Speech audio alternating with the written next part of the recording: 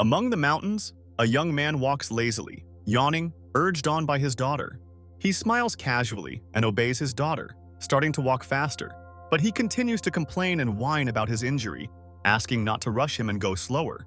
Unlike the man, his little daughter is full of energy while carrying 40 kilograms of things, for which, in fact, she, with disdain, but with a sweet smile, humiliates and condemns her father, who, in her opinion, is a complete weakling. Hearing this from his daughter, the man's facial expression changes from relaxed to surprised and displeased. Then, quickly coming to his senses, he slyly tries to foist his things on the little girl, but the girl doesn't fall for it. But the lazy guy doesn't give up trying to get rid of his things, and without listening to her, he unloads his backpack on the girl, after which he quickly runs away. As he runs away, our hero thinks about his reclusive life after the injury that caused him to hide his daughter Guo Guo. But then the little girl catches up with him, wanting to take revenge on the impudent man for his cunning and laziness. Here they are interrupted by a car that suddenly drove out and was rushing at full speed towards our heroes. The car is pushed back with great force by the powerful impact and loses control. The car skids, zigzagging, and then with a loud crash it crashes into a tree at full speed. The clouds of dust clear, and through them we can see our heroes safe and sound. Only the man's smoke-filled sneaker indicates the collision.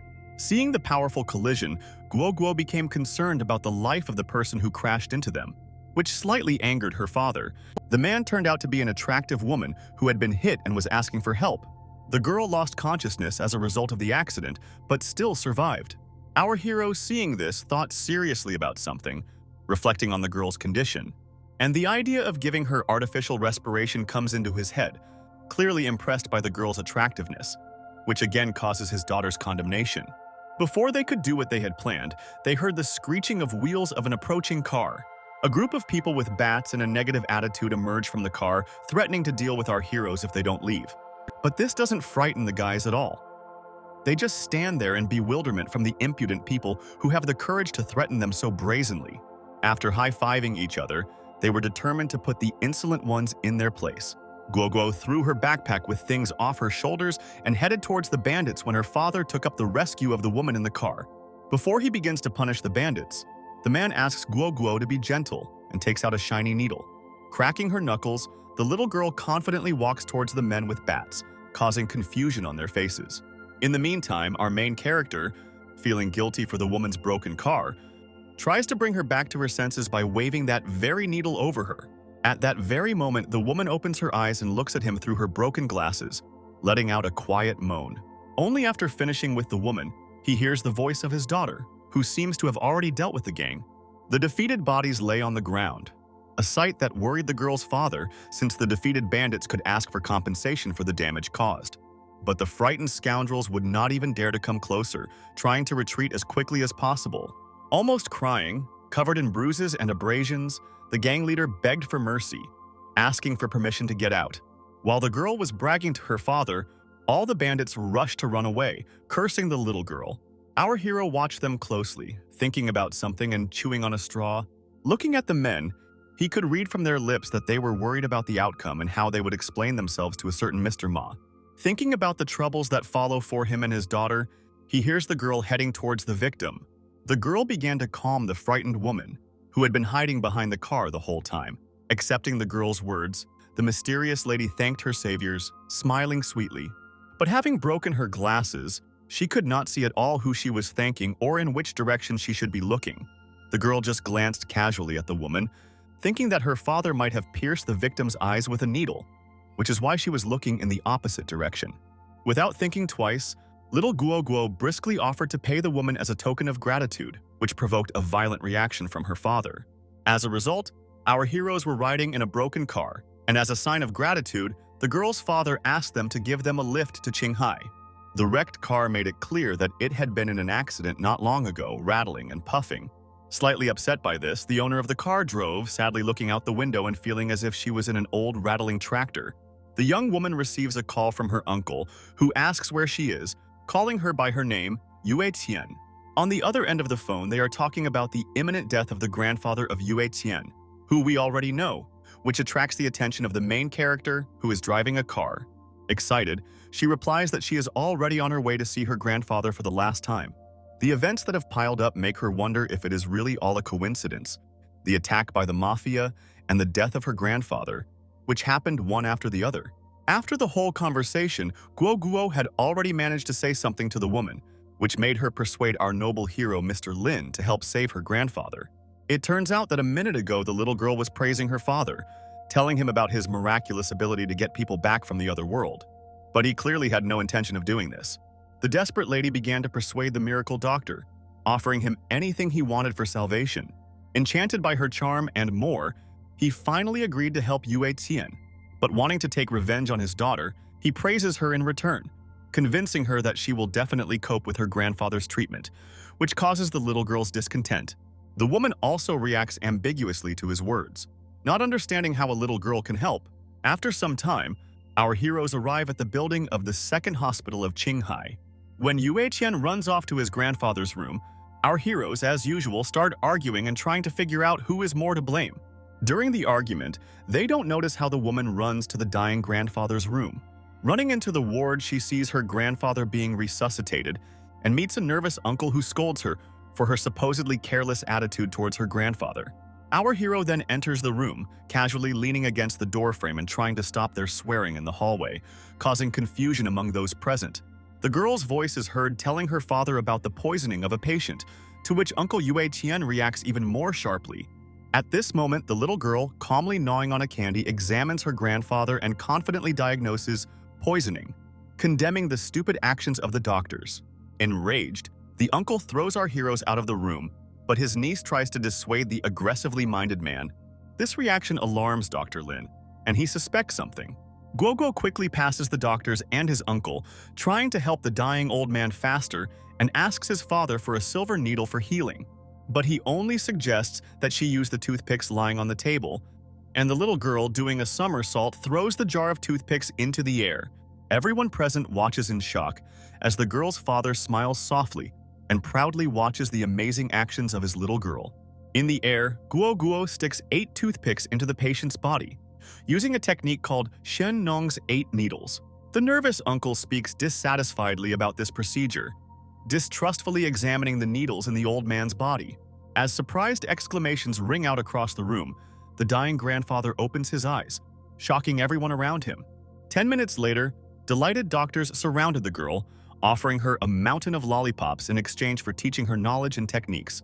It turns out that the rescued old man is one of the co-owners of this hospital, and, amazed by the skill of our heroes, offers Lin the position of head physician of the traditional medicine department.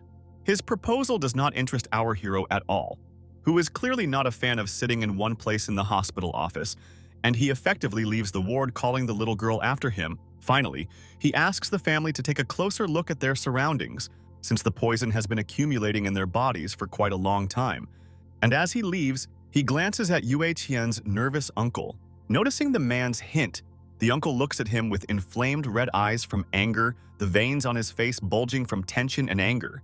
On their way out, our heroes discuss their everyday problems with money and the things they forgot in Miss Tan's car. But then a gurney with an unconscious woman passes in front of them. The surprised little girl recognizes her as her mother, telling her father, who immediately orders her to follow him. In Lin's memories, 6 years ago, the Lin family hired killers to take away Guo's mother. Our hero was mortally wounded, but he pledged to survive to protect his daughter, and together with her, he began the life of a hermit. All this time, he thought about his daughter's mother, about her difficult fate, and never stopped searching. And finally, after many years, our heroes found her, ready to fight to save her. Moving menacingly towards the men in suits resembling special security, they were determined to free the woman. Coming closer to the guards, our hero pretends to be the new head doctor of the department, showing his badge, smiling awkwardly and scratching the back of his head, taking on the most innocent look. The stern guards are not satisfied with the title of the new head doctor, and demanding that someone more experienced be brought in, the man throws down his badge and drives our heroes away. But he doesn't give up trying to get inside and talks down the guards, giving Guo the opportunity to deal with them. While the noise from the hospital was heard outside, Miss Tan's uncle was explaining to someone on the phone about Grandpa's recent situation. Hearing the noise, he perked up and glanced sideways towards the hospital. The culprit of the noise was little Guo, who threateningly punched the wall between the guard's legs, making a deep dent in it. The girl makes it clear that she doesn't care about security and no one will stop her from seeing her mother. Frightened, The guards let our heroes in, and they run into the room, hurrying to finally see their loved one. Lin, excited and looking forward to meeting Wei Wei, rushes to the hospital room. And finally, opening the doors, they see a woman sitting on a hospital bed. Guo Guo, crying with joy, runs to her mother, wanting to finally touch her and feel her warmth. But our hero is in no hurry to join his family, and upon closer inspection, he realizes that this woman is not his Wei Wei at all. Meanwhile, the little girl tries to hug the stranger, who looks at the girl in confusion. The man starts to shudder. He tries to understand why this woman is so familiar, but then he feels an echo of an old trauma. Clutching his chest, he coughs up blood and convulsively tries to stay on his feet, leaning against the wall. While he was coming to, the woman lost consciousness, frightening the baby. The man came closer to the stranger and touched her wrist, which helped him understand that she had hypothermia, which had taken all her strength. As he continued to look at the woman, he tried to understand how she could be related to Guo Guo's mother. His thoughts were interrupted by Yue Tian, who suddenly appeared and opened the doors of the room with a worried look. Having heard that bandits had broken into the hospital, attacked the doctor and taken his uniform, she ran to look for our heroes to make sure they were safe. But seeing the familiar robe on Lena, she seemed to gradually begin to guess who the culprit was. Voices were heard behind the door, and the woman decided to look out to understand what was happening. The naked, injured doctor told the men from the law enforcement agencies about what happened. Covering himself and crying, our hero realized what was happening, and grabbing his daughter, he quickly ran away from the scene of the incident, jumping out the window. Before he could jump out, Yue Tian grabbed him, and she grabbed the stolen robe tightly. But still, having broken the glass, he jumped out of the window, dragging not only his daughter along with him, but also the stubborn Yue Tian. As she fell after the man and the girl from the 8th floor, she screamed loudly, clearly not expecting such an outcome. Our heroes flew down confidently and without screaming, as if they had done this every day while the poor woman screaming fell down. Landing lightly on his feet, Mr. Ling instantly catches the frightened Yue Tian, with little Guo Guo landing next to him. All in tears, the woman could not believe what was happening, not understanding whether she was alive or dead. Lin looked at the woman, who was trying to catch her breath after falling, with a slightly guilty expression. Having calmed down, she turned around with the certificate from the Naiqing apartments in her hands. Worrying that our heroes would have a place to spend the night, she offered them this place on behalf of her grandfather. After some time, the father and daughter stood in front of an expensive apartment building. Looking around the building, the man appreciated the old man's generosity, but the little girl had no time for it. The girl was still thinking about her mother. Hearing this, Lin decided to tell the girl that the woman was not her mother. But the girl does not believe her father, claiming that the woman is an exact copy of her mother's photo. But then someone interrupts their conversation. It turned out to be the suspicious uncle of the Tang family, who wanted to tell our hero about the status of his family, clearly planning something. As expected, the man is not at all interested in this, which surprises this gentleman. But he tries to interest our hero by offering him a check for 100,000 in exchange for Lin working for him. Lin reaches out and takes the check, considering the gentleman's offer. Mr. Tan is pleased with the easy outcome of the deal, assuming that our hero is a simple mercenary. But with a gloomy look, Lin says that she still does not accept his offer. Then, shouting loudly, he chased away Mr. Tan with his offer and money, but quietly stole the check, hiding it under his shirt. The man stood for a few seconds in complete confusion as to what was happening. Then he became angry because of Lena's attitude. His eyes became bloodshot, and the veins on his face popped out again. He called out loudly to someone, and a crowd of thugs with bats and other weapons ran out of the gateway. A few seconds later, our heroes were surrounded by a gang of dozens of people. The father and daughter stood firmly in their places, and it seemed as if they were not at all afraid of the possible danger. Standing among this crowd of people, Mr. Lin spat out his cigarette and cursed. He gave them the order to deal with our heroes and take the money, dividing it among the entire gang. Immediately, the entire crowd jumps up, brandishing their weapons and furiously rushing towards Mr. Lin and Guo Guo. Sometime later, Mr. Tan is walking along the rainy streets, talking on the phone with the head of the very gang that clearly couldn't handle our guys. Frustrated and angry, he threatens to tell Mr. Ma everything. But the man on the other side is only frightened by the father and daughter, who were unable to be defeated by the crowd of men. He convinces the man that dealing with our heroes is not as easy as it seems. They killed all of Lord Tang's men, remaining completely unharmed. In fact, the gang leader doesn't really care about the massacre of this family. He has his own plan to get rich, All he needs is to get Yue Qian. The next day, our heroes headed to an experimental elementary school. Walking down the school corridor, the father lectured his daughter not to fight with her classmates, because they had nothing to pay for compensation, since the check for 100,000 from Mr. Tan got wet in the rain. But the girl thought only about her mother, and she was not interested in school. Even help with school from Miss Tan did not bother her. Lin gently stroked the girl's head, promising to find her mother. Then they heard screams and the familiar name of the gang leader. Clearly someone was in trouble and was trying to escape from that bastard Ma Jinbin. He brazenly pestered Yue Qian, grabbing her wrists and coaxing her to kiss him. Then he pushes her hard against the wall, and the woman crashes into it with a loud noise. A frightened Yue Qian threatens to call security, but the attacker does not care about her threats and brazenly continues to harass the young woman, pinning her against the wall. She continues to resist desperately, sweating from fear and a sense of hopelessness, opening the door to the office. Little Guo Guo, without noticing it, hugs the man standing behind them. Ma Jianbin continues to pin the woman against the wall, unhappy that someone came in and interrupted him. Our hero calmly replies to the bastard that Yue Qian clearly doesn't like his actions. A guy present at yesterday's fight tells the chief that this is the same family that the whole crowd failed to defeat. While examining our heroes, he clearly underestimates the little girl, concluding that only the girl's father knows how to fight. Lin once again asks the impudent man to calm down and stop pestering Miss Tan. Not believing that he alone could defeat 30 people, Ma Jianbin is eager to fight. With a bestial grin, he swings his knife at lightning speed over the neck of our fearless hero. A second later, the attacker finds himself pressed against the wall, lying on the floor after a powerful blow. It all happened so quickly that the scoundrel didn't even have time to understand what had happened. The little girl standing nearby tried to hold back her laughter at what she saw. Grabbing the girl and holding a knife to her head, the scoundrel threatened to kill her if her father did not stop the fight and was able to surrender. In response to this, our hero only glanced at him with an indifferent gaze, understanding what was about to happen. And the participants in yesterday's fight all unanimously asked their boss to stop.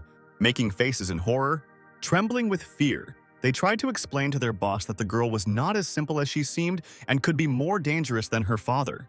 Looking down at the girl, he saw her innocent and smiling face. A second later, he was standing there, all beaten up, threatening to deal with their strange family. The father of the family only watched as the frightened bandits quickly ran away, having defeated the bandits and saved Miss Tan again. The girl ran into her arms, announcing her readiness for classes. The kind woman offered to take Lin Feng's daughter Guo Guo to class. While his daughter was in class with Miss Tang, our hero headed to the second hospital of Qinghai. Arriving at the hospital, he recognized the woman he had met yesterday, but it turned out she had been discharged the previous night. Our hero asked the nurse again with surprise on his face. He couldn't believe that the woman had really left. Lost in his thoughts, he wondered how to track down Guo Guo's mother again and why the old injury kept coming back to haunt him. At the hospital, our hero is met by an old man who once again thanks him and Guo Guo for their help. And he reports that he has thought over his job offer again and realized that Mr. Lin Feng is worthy of the position of head of all departments. But even such an offer does not interest our hero. He quickly tries to leave, while Mr. Tan tries to stop him. To further interest Lin Feng, the old man promises him 50,000 yuan a month and access to all the ancient books on medicine. Our hero doesn't care about money, but he thinks about the possible knowledge he may gain about Shen's pharmacopeia, Nuna, who could be a clue to healing his injury. The old man adds that by accepting his offer, Lin Feng can attend the Jinxiu Group's celebration on behalf of the Seven Tangs, which will begin in 10 days. It so happens that he is personally acquainted with their president, who turns out to be the woman lying in Ward 801. Our hero learns that the woman's name was Lin Yin-er. 10 days later, a celebration is held at Jin Xiu's estate, to which the Tang family is invited. The celebration brought together many famous and influential families who drank and laughed at each other. As it turns out, the focus of these people's attention is on our heroes, who are not quite dressed according to the rules of such an event, which confuses Miss Tan, who is accompanied by them. The tables at this event were covered with luxurious dishes, which greatly interested the little girl and her father. Pouncing on the free food, our heroes sweep everything off the table, causing everyone to blush and feel embarrassed. The already familiar to us Ma Jianbin looks at our heroes with disapproval, haughtily noting that this estate is not for country bumpkins like them. But the father and daughter continue their feast while he turns his attention to Yue Qian. expressing his opinion about Lin Feng, calling him a twice-married beggar. His words anger Miss Tang, and she claims that Lin Feng is the head doctor of the Tang family, which causes Ma Jianbin to mock him even more. Having heard the mockery from this scoundrel, our heroes decide to intimidate him. "Show your fearlessness," he tells the little girl that he didn't fight her with full force last time, and if he had, she would have ended up in the hospital. With a sweet smile on her face, the little girl suggests repeating the fight to show off all her strength this time. The scoundrel winces in horror at this proposal, trembling slightly with fear of the girl. But baring his teeth, he replies that he is not afraid of the girl, clearly planning something. Thinking that they wouldn't dare to do this at a party in front of all the business magnates of Qinghai, he was confident that the girl wouldn't touch him.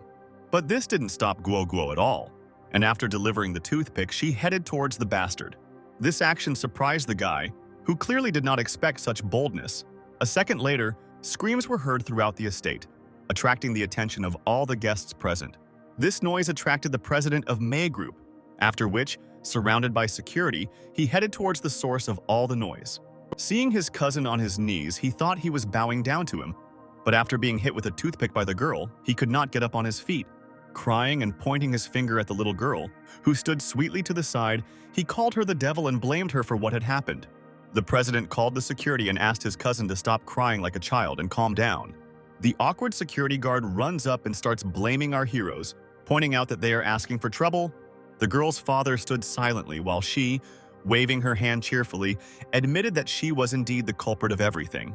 But as if not noticing the girl, the guard continues to blame the father, reproaching him for placing the blame on the child. As a result, the guard orders the rest of the security to take our hero out of the estate. Watching this, Miss Tang asks them to stop and let the head doctor of the Tang family go. In response, the president accuses the Tang family of involvement in the assassination attempt on Ma Jianbingya. A crowd of guests are whispering among themselves, discussing the situation. Not expecting such accusations from the president, Miss Tan stumbles awkwardly under the gazes and discussions of the crowd. Hearing the baby's voice, the president looks down at her in surprise. Guo stood below, holding a toothpick in her hand, telling the president how much he was annoying her. Giggling sweetly, the girl pricked the man in the knee with a toothpick. A scream echoed throughout the building as a man doubled over in pain from his leg, dropping his glass of drink on the floor. Continuing to smile sweetly, the little girl threatened the man with another injection with a toothpick, after which he would end up in a wheelchair for the rest of his life. Unable to tolerate this attitude and enraged, President Ma Group ordered the security to arrest our family. The security men quickly jumped up and attacked the girl's father, who was screaming in fear about his innocence. He called for help from his daughter, asking her to protect him from the crowd of guards.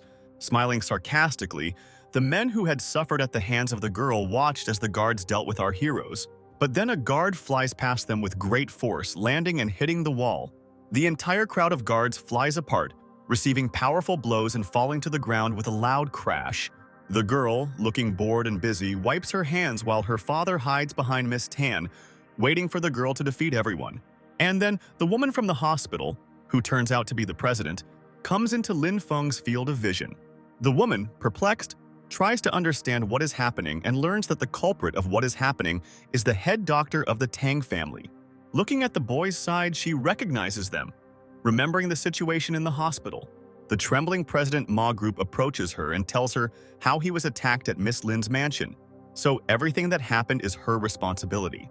In response, he only receives a reproach that he attacked her honored guests, who turn out to be our guys, which surprises everyone around. Is not at all satisfied with the answer, and he asks Miss Lin in bewilderment what she means. Not wanting to deal with him anymore, she wants to end the conversation and finally fires the guards who attacked Lind. Not satisfied with the answer, the man becomes disappointed in the mistress of the house, which he tells her directly as he is being escorted out. After he leaves, she thinks about how nasty the Ma family is acting by quarreling with the Tang family and trying to absorb the Jin Xiu group. Miss Tang awkwardly thanks Miss Lin for saving them and smiles sweetly at her. Little Guo Guo saw the woman, and still thinking that she was her mother, she ran to hug her, causing Miss Tang to be completely confused. The woman politely asked the girl not to call her mom, but just to call her by her first name. But the girl apparently liked to call her mommy. In order to avoid awkwardness, Miss Lin quickly began to run away from the girl, who stubbornly continued to think that she was her mother. The next day, the little girl went to school, leaving her father alone at home. Lena was doing housework and drying the dishes when he suddenly heard a knock on the door. Hearing these sounds, he called out to Guo Guo to find out whether she had come home or someone else was knocking on their door. He creaked the door and looked out into the corridor where he saw those looking for his daughter. Teo in wheelchairs. No doctor could help them. Jianbin cried and begged Lin to help them and asked Guo Guo to save them. Crossing her arms over her chest, Lin tells them that the baby is still at school and will only return in the evening. And he adds that they should ask for the girl themselves, since it is none of his business. At this moment, having examined him, the men conclude that he is weak. Driving a little closer, Ma Tao asks Lin if he is home alone. Not hearing a clear answer, he orders the guards to attack him and seize him. His plan was to capture the man so that his daughter would have no choice but to cure them in exchange for her father. Lin, with a calm expression on his face and standing in his place, prepared for their attack after listening to their plan. And on the street, at that time, an old man passing by watched as bodies of people flew out of the apartment window with a loud crash. The visually impaired old man mistook them for a meteor shower. Throwing his leg over Ma Tao's knee, our hero nevertheless offered him his help. At the same second, with a loud crunch, he presses on his knee, causing a loud, shrill cry of pain, which frightens the second scoundrel to the point of horror. He, kneeling and crying loudly, begs Lin to spare him since he is innocent and Ma Tao is to blame for everything.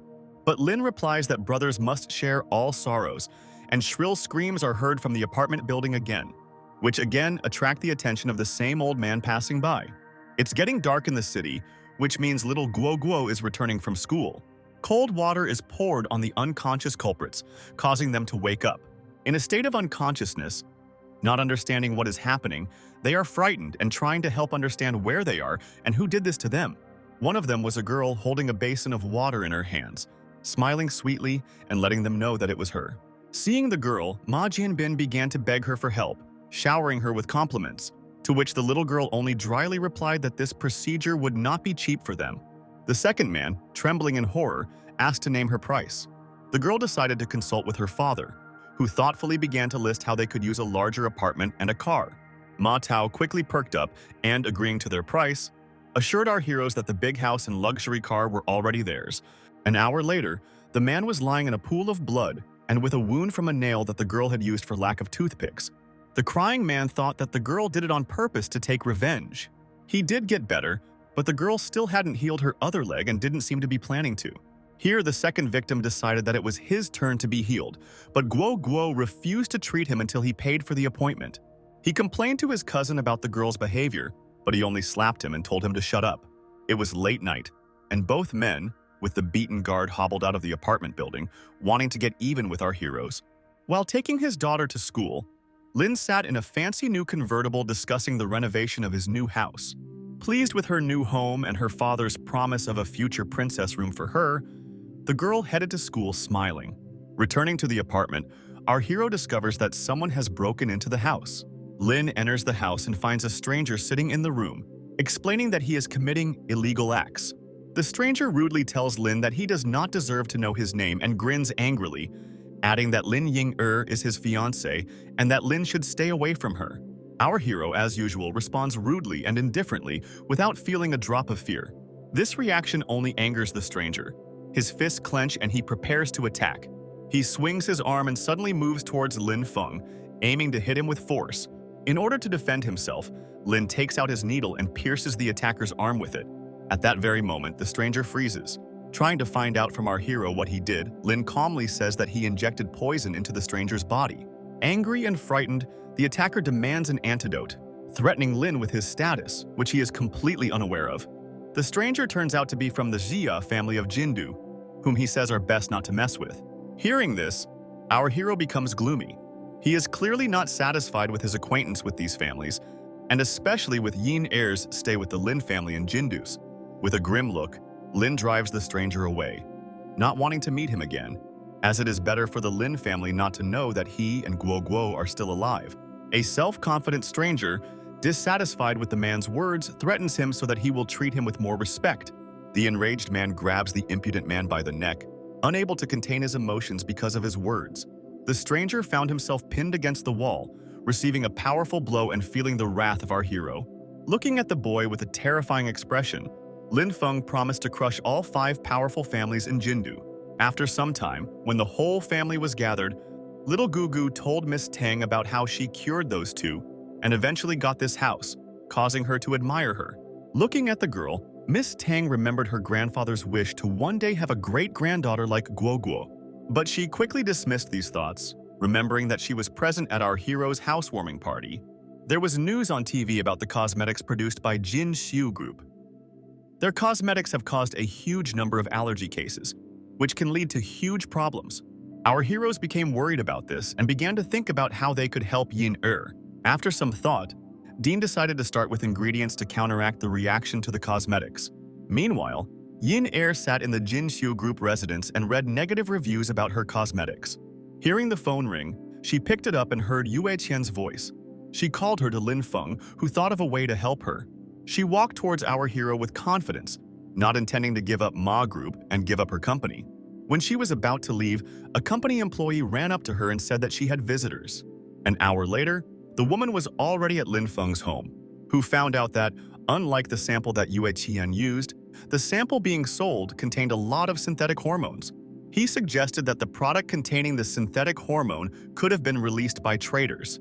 The man offered to restore the company's reputation and correct the crowd's opinion of it. In his opinion, by preparing an ointment that removes scars and helps get rid of the effects of toxic cosmetics, they will be able to restore their reputation. Meanwhile, Gugu, who had been sticking close to Miss Lin, still considering her as her mother, wanted to gain her trust in her father's plan. Removing the cloth from the cauldron, he asked his daughter to prepare the fire and herbs. The cauldron underneath the cloth turned out to be Sun Simiao's cauldron, surprising the ladies present. As it turns out, the boiler sold at auction for 80 million yuan was a replica, and the one they see is the real one. The power of our hero amazed her, and the woman became interested in who he really was. "I continue to do my job," he calmly replied that he was an ordinary rural doctor. The women watched the preparation of the potion, still amazed by the knowledge and powers of our heroes, who serenely discussed the recipe for the potion. After finishing the preparation, the little girl took the fresh potion to Miss Lin. Having accepted the girl's offer, she began to unbutton her blouse to smear herself with this ointment. Our hero, of course, could not miss such a spectacle, for which he received a condemning reaction from his daughter. To avoid awkwardness, the girl took the embarrassed Yin Er to her room, while her father pretended that he had nothing to do with it. The woman opened her shirt and revealed a stomach with a huge scar, which surprised Yue Qian. As it turned out, this scar was left on her by the Lin family, which is why she broke off communication with them. Guo Guo began to smear medicine on her scar, trying to cheer the woman up. While the girl was applying ointment to Yin Er, our hero stood outside the door, thinking about the words he had heard about the Lin family. 10 minutes later, the satisfied woman came down the stairs, informing Lin that the scar was almost invisible. She was very happy about this because this ointment could save her from the crisis. Our hero advised her to dilute the ointment in a ratio of 1:100 and present it to the public. And he added that she should identify the traitor while people's attention was focused on the cream, which is what she set out to do. Worried that Miss Lin was connecting them with Guo Guo's real mother, he sent the girl with her to ensure nothing happened to her. The contented girl took her hand and happily began to protect the woman. Before the little girl left with the woman, the father admonished the girl so that she would not ruin anything, since they did not have money for compensation. The confident little girl gave her word to her father that everything would go well. Arriving at the Jingdu Group residence, little Gugu and Miss Lin walked into her office, radiating charisma and confidence.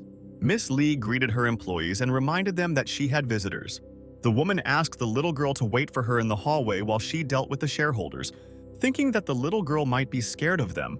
But the girl proudly told her that she was not worried at all, calling the woman mom again, which greatly embarrassed Miss Lin's subordinate. Our heroes confidently headed to the conference room.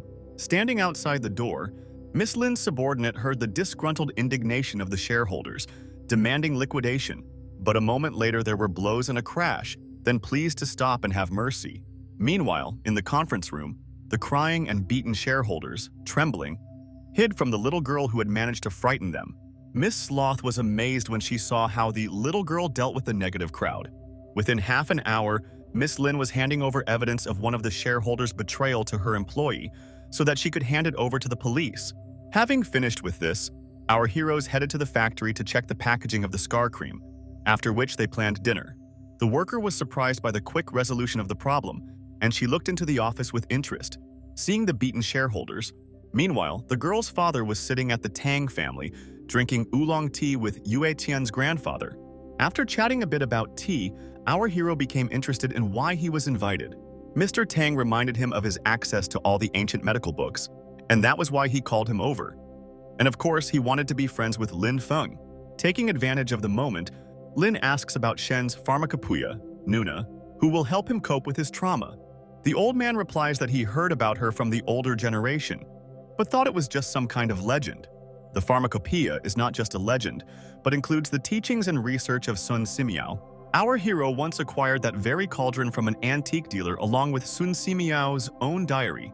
In that diary, it was said that the pharmacopeia contains techniques that can cure hopeless diseases and can help our hero with an old injury that he received from Uncle Guo Guo. Grandfather promised to find out about her and then asked why our hero needed this pharmacopeia, catching Lin off guard. Lin came up with an excuse that Guo Guo was interested in medicine, and he wanted to give her such a gift. After that, he hurried to retreat and ran to take Guo Guo, but the old man stopped him. Mr. Tan prepared something for Lin and called him to follow him. The old man took our hero to the library, perhaps having prepared those very ancient books for him. While he was looking for a book on the bottom shelf, our attentive hero noticed the old man's excellent physique. Catching himself strangely watching the old man, he slaps himself in the face, distracting himself from these thoughts. Finally, Mr. Tan takes out a box with some contents that had been stored in his collection for more than 20 years. Opening the box to our hero, he showed 9 silver thin needles that he was going to give to Lin Feng. Lin Feng was amazed by what he saw, admiring the legendary silver dragon needles, which were of great value among needles. The old man kindly gives the set to the man, who was not expecting such a gift and is very flattered. With great gratitude and honor, our hero undertakes to help the old man whenever he needs help. Very pleased with this outcome, the grandfather, rubbing his hands, offers Lin a drink. After some time, the guys who had had their fill of drinking left the Tang estate, fraternizing and promising to help each other selflessly. After putting the wedge in a taxi, Mr. Tan was upset, as he expected to make Lin his granddaughter's husband. As Lin gets out of a taxi near the amusement park, he encounters his daughter with Miss Lin, who scolds him for being late for a dinner he didn't even know about. Grabbing her father, the girl said that today there was dinner at a seafood restaurant. It would be an ideal opportunity to spend time together. Miss Lin explained that this was her way of thanking our heroes for their help. As they walked to the restaurant, Guo Guo noticed that her father was drunk and sternly demanded an excuse, causing Miss Lin, who was walking next to her, to laugh. Entering the seafood center, the girl notices a free table and calls her parents to follow her. But before she could sit down at the table, a stranger chased her away, claiming that the table was occupied by some Mr. Bao. The little girl is unperturbed and asks again who Mr. Bao is, and is unhappy that someone is pointing a finger at her. Spitting to the side, the guy rudely replies that it is better not to mess with Mr. Bao. And then, knocking on the post, he chases the little girl away, making an aggressive face. But the little girl claims that they were the first to occupy this table and the guy is just asking for trouble. After answering the girl rudely, he suddenly reached out to grab Guo Guo. But the girl hits him with her fist in a flash, and the guy flies out the window with a crash, causing the guys in his company to get scared. I slapped myself in the face. The father of the family was worried about yet another compensation due to his daughter's behavior. Frightened and calling the girl a monster, the other boys ran away in different directions, afraid of getting caught in her crossfire. Then 2 huge men stumble into the cafe, wanting to understand what's going on there. Crying, the guy points towards the girl, complaining that she beat him up. A big guy approached the girl, unhappy that she had beaten his men, and ordered her entire family to be tied up. Miss Lin was alarmed by what she saw, but our hero hastened to console her, assuring her that Guo Guo would sort everything out. Enraged, the man throws tables and chairs, shouting that he will teach him a lesson on behalf of Mr. Mei. Hearing the already familiar name, the girl confidently rushes into battle, dodging the table thrown in her direction. At this time, Ma Jianbin is sitting in the VIP room, surrounded by girls drinking to a certain Mr. Wang. This Mr. Wang turns out to be a martial artist who was hired by Jianbin to take revenge on our family. Then someone starts knocking on the door, causing the guy to become indignant. It was one of the restaurant workers who came to inform Ma Jianbin that someone had beaten up his people. Hearing about this problem, Mr. Wang got up from the table and decided to deal with it himself. He was determined to help his master, who had hired him for just such occasions. Coming out into the hall, Mr. Wang saw our little girl among a bunch of beaten people and was surprised that they couldn't cope with the child. Guoguo appreciated his determination and became interested in defeating the man. Angered by her self-confidence, he jumped up from his seat and headed towards her. But our heroine was not at all afraid and prepared to fight back. A moment later, the martial artist was lying on the floor, defeated by little Guoguo. The man was very surprised by the girl's level of skill and the power of her blow. Realizing that he couldn't defeat the girl, he decided that the best outcome would be to simply retreat while the girl demanded a meeting with Mr. Ma. Ma Jianbin sat in a wheelchair as the guards carried him down the stairs, trying to find Master Wang. The guy saw our family and threatened to kill them, but the baby's father did not understand why Mr. Ma continued to threaten, provoking the girl. Approaching the girl, he offered her a deal that she would cure his legs, and he would forgive the little girl for her behavior, but Guoguo refuses, demanding money for the appointment. He began to whisper to the guards, continuing to search for Master Wang, demanding that they look for him everywhere. The guy clearly didn't want to pay the girl, so he continued to threaten her until she agreed to treat him. Unable to bear the threat, the little girl suddenly throws a chair at the impudent man. The guards ran around frantically looking for the martial arts master, who was no longer anywhere to be found. Twirling a thin needle in her hands, Guoguo approached the offender, who was trembling with fear, warning the girl about the influence of his Jia family. The name didn't frighten the girl at all, but her father became slightly wary when he heard the mention of the leader of the Xia family. The little girl unwaveringly jabbed the needle into Ma Jianbin's arm, rendering his limb useless.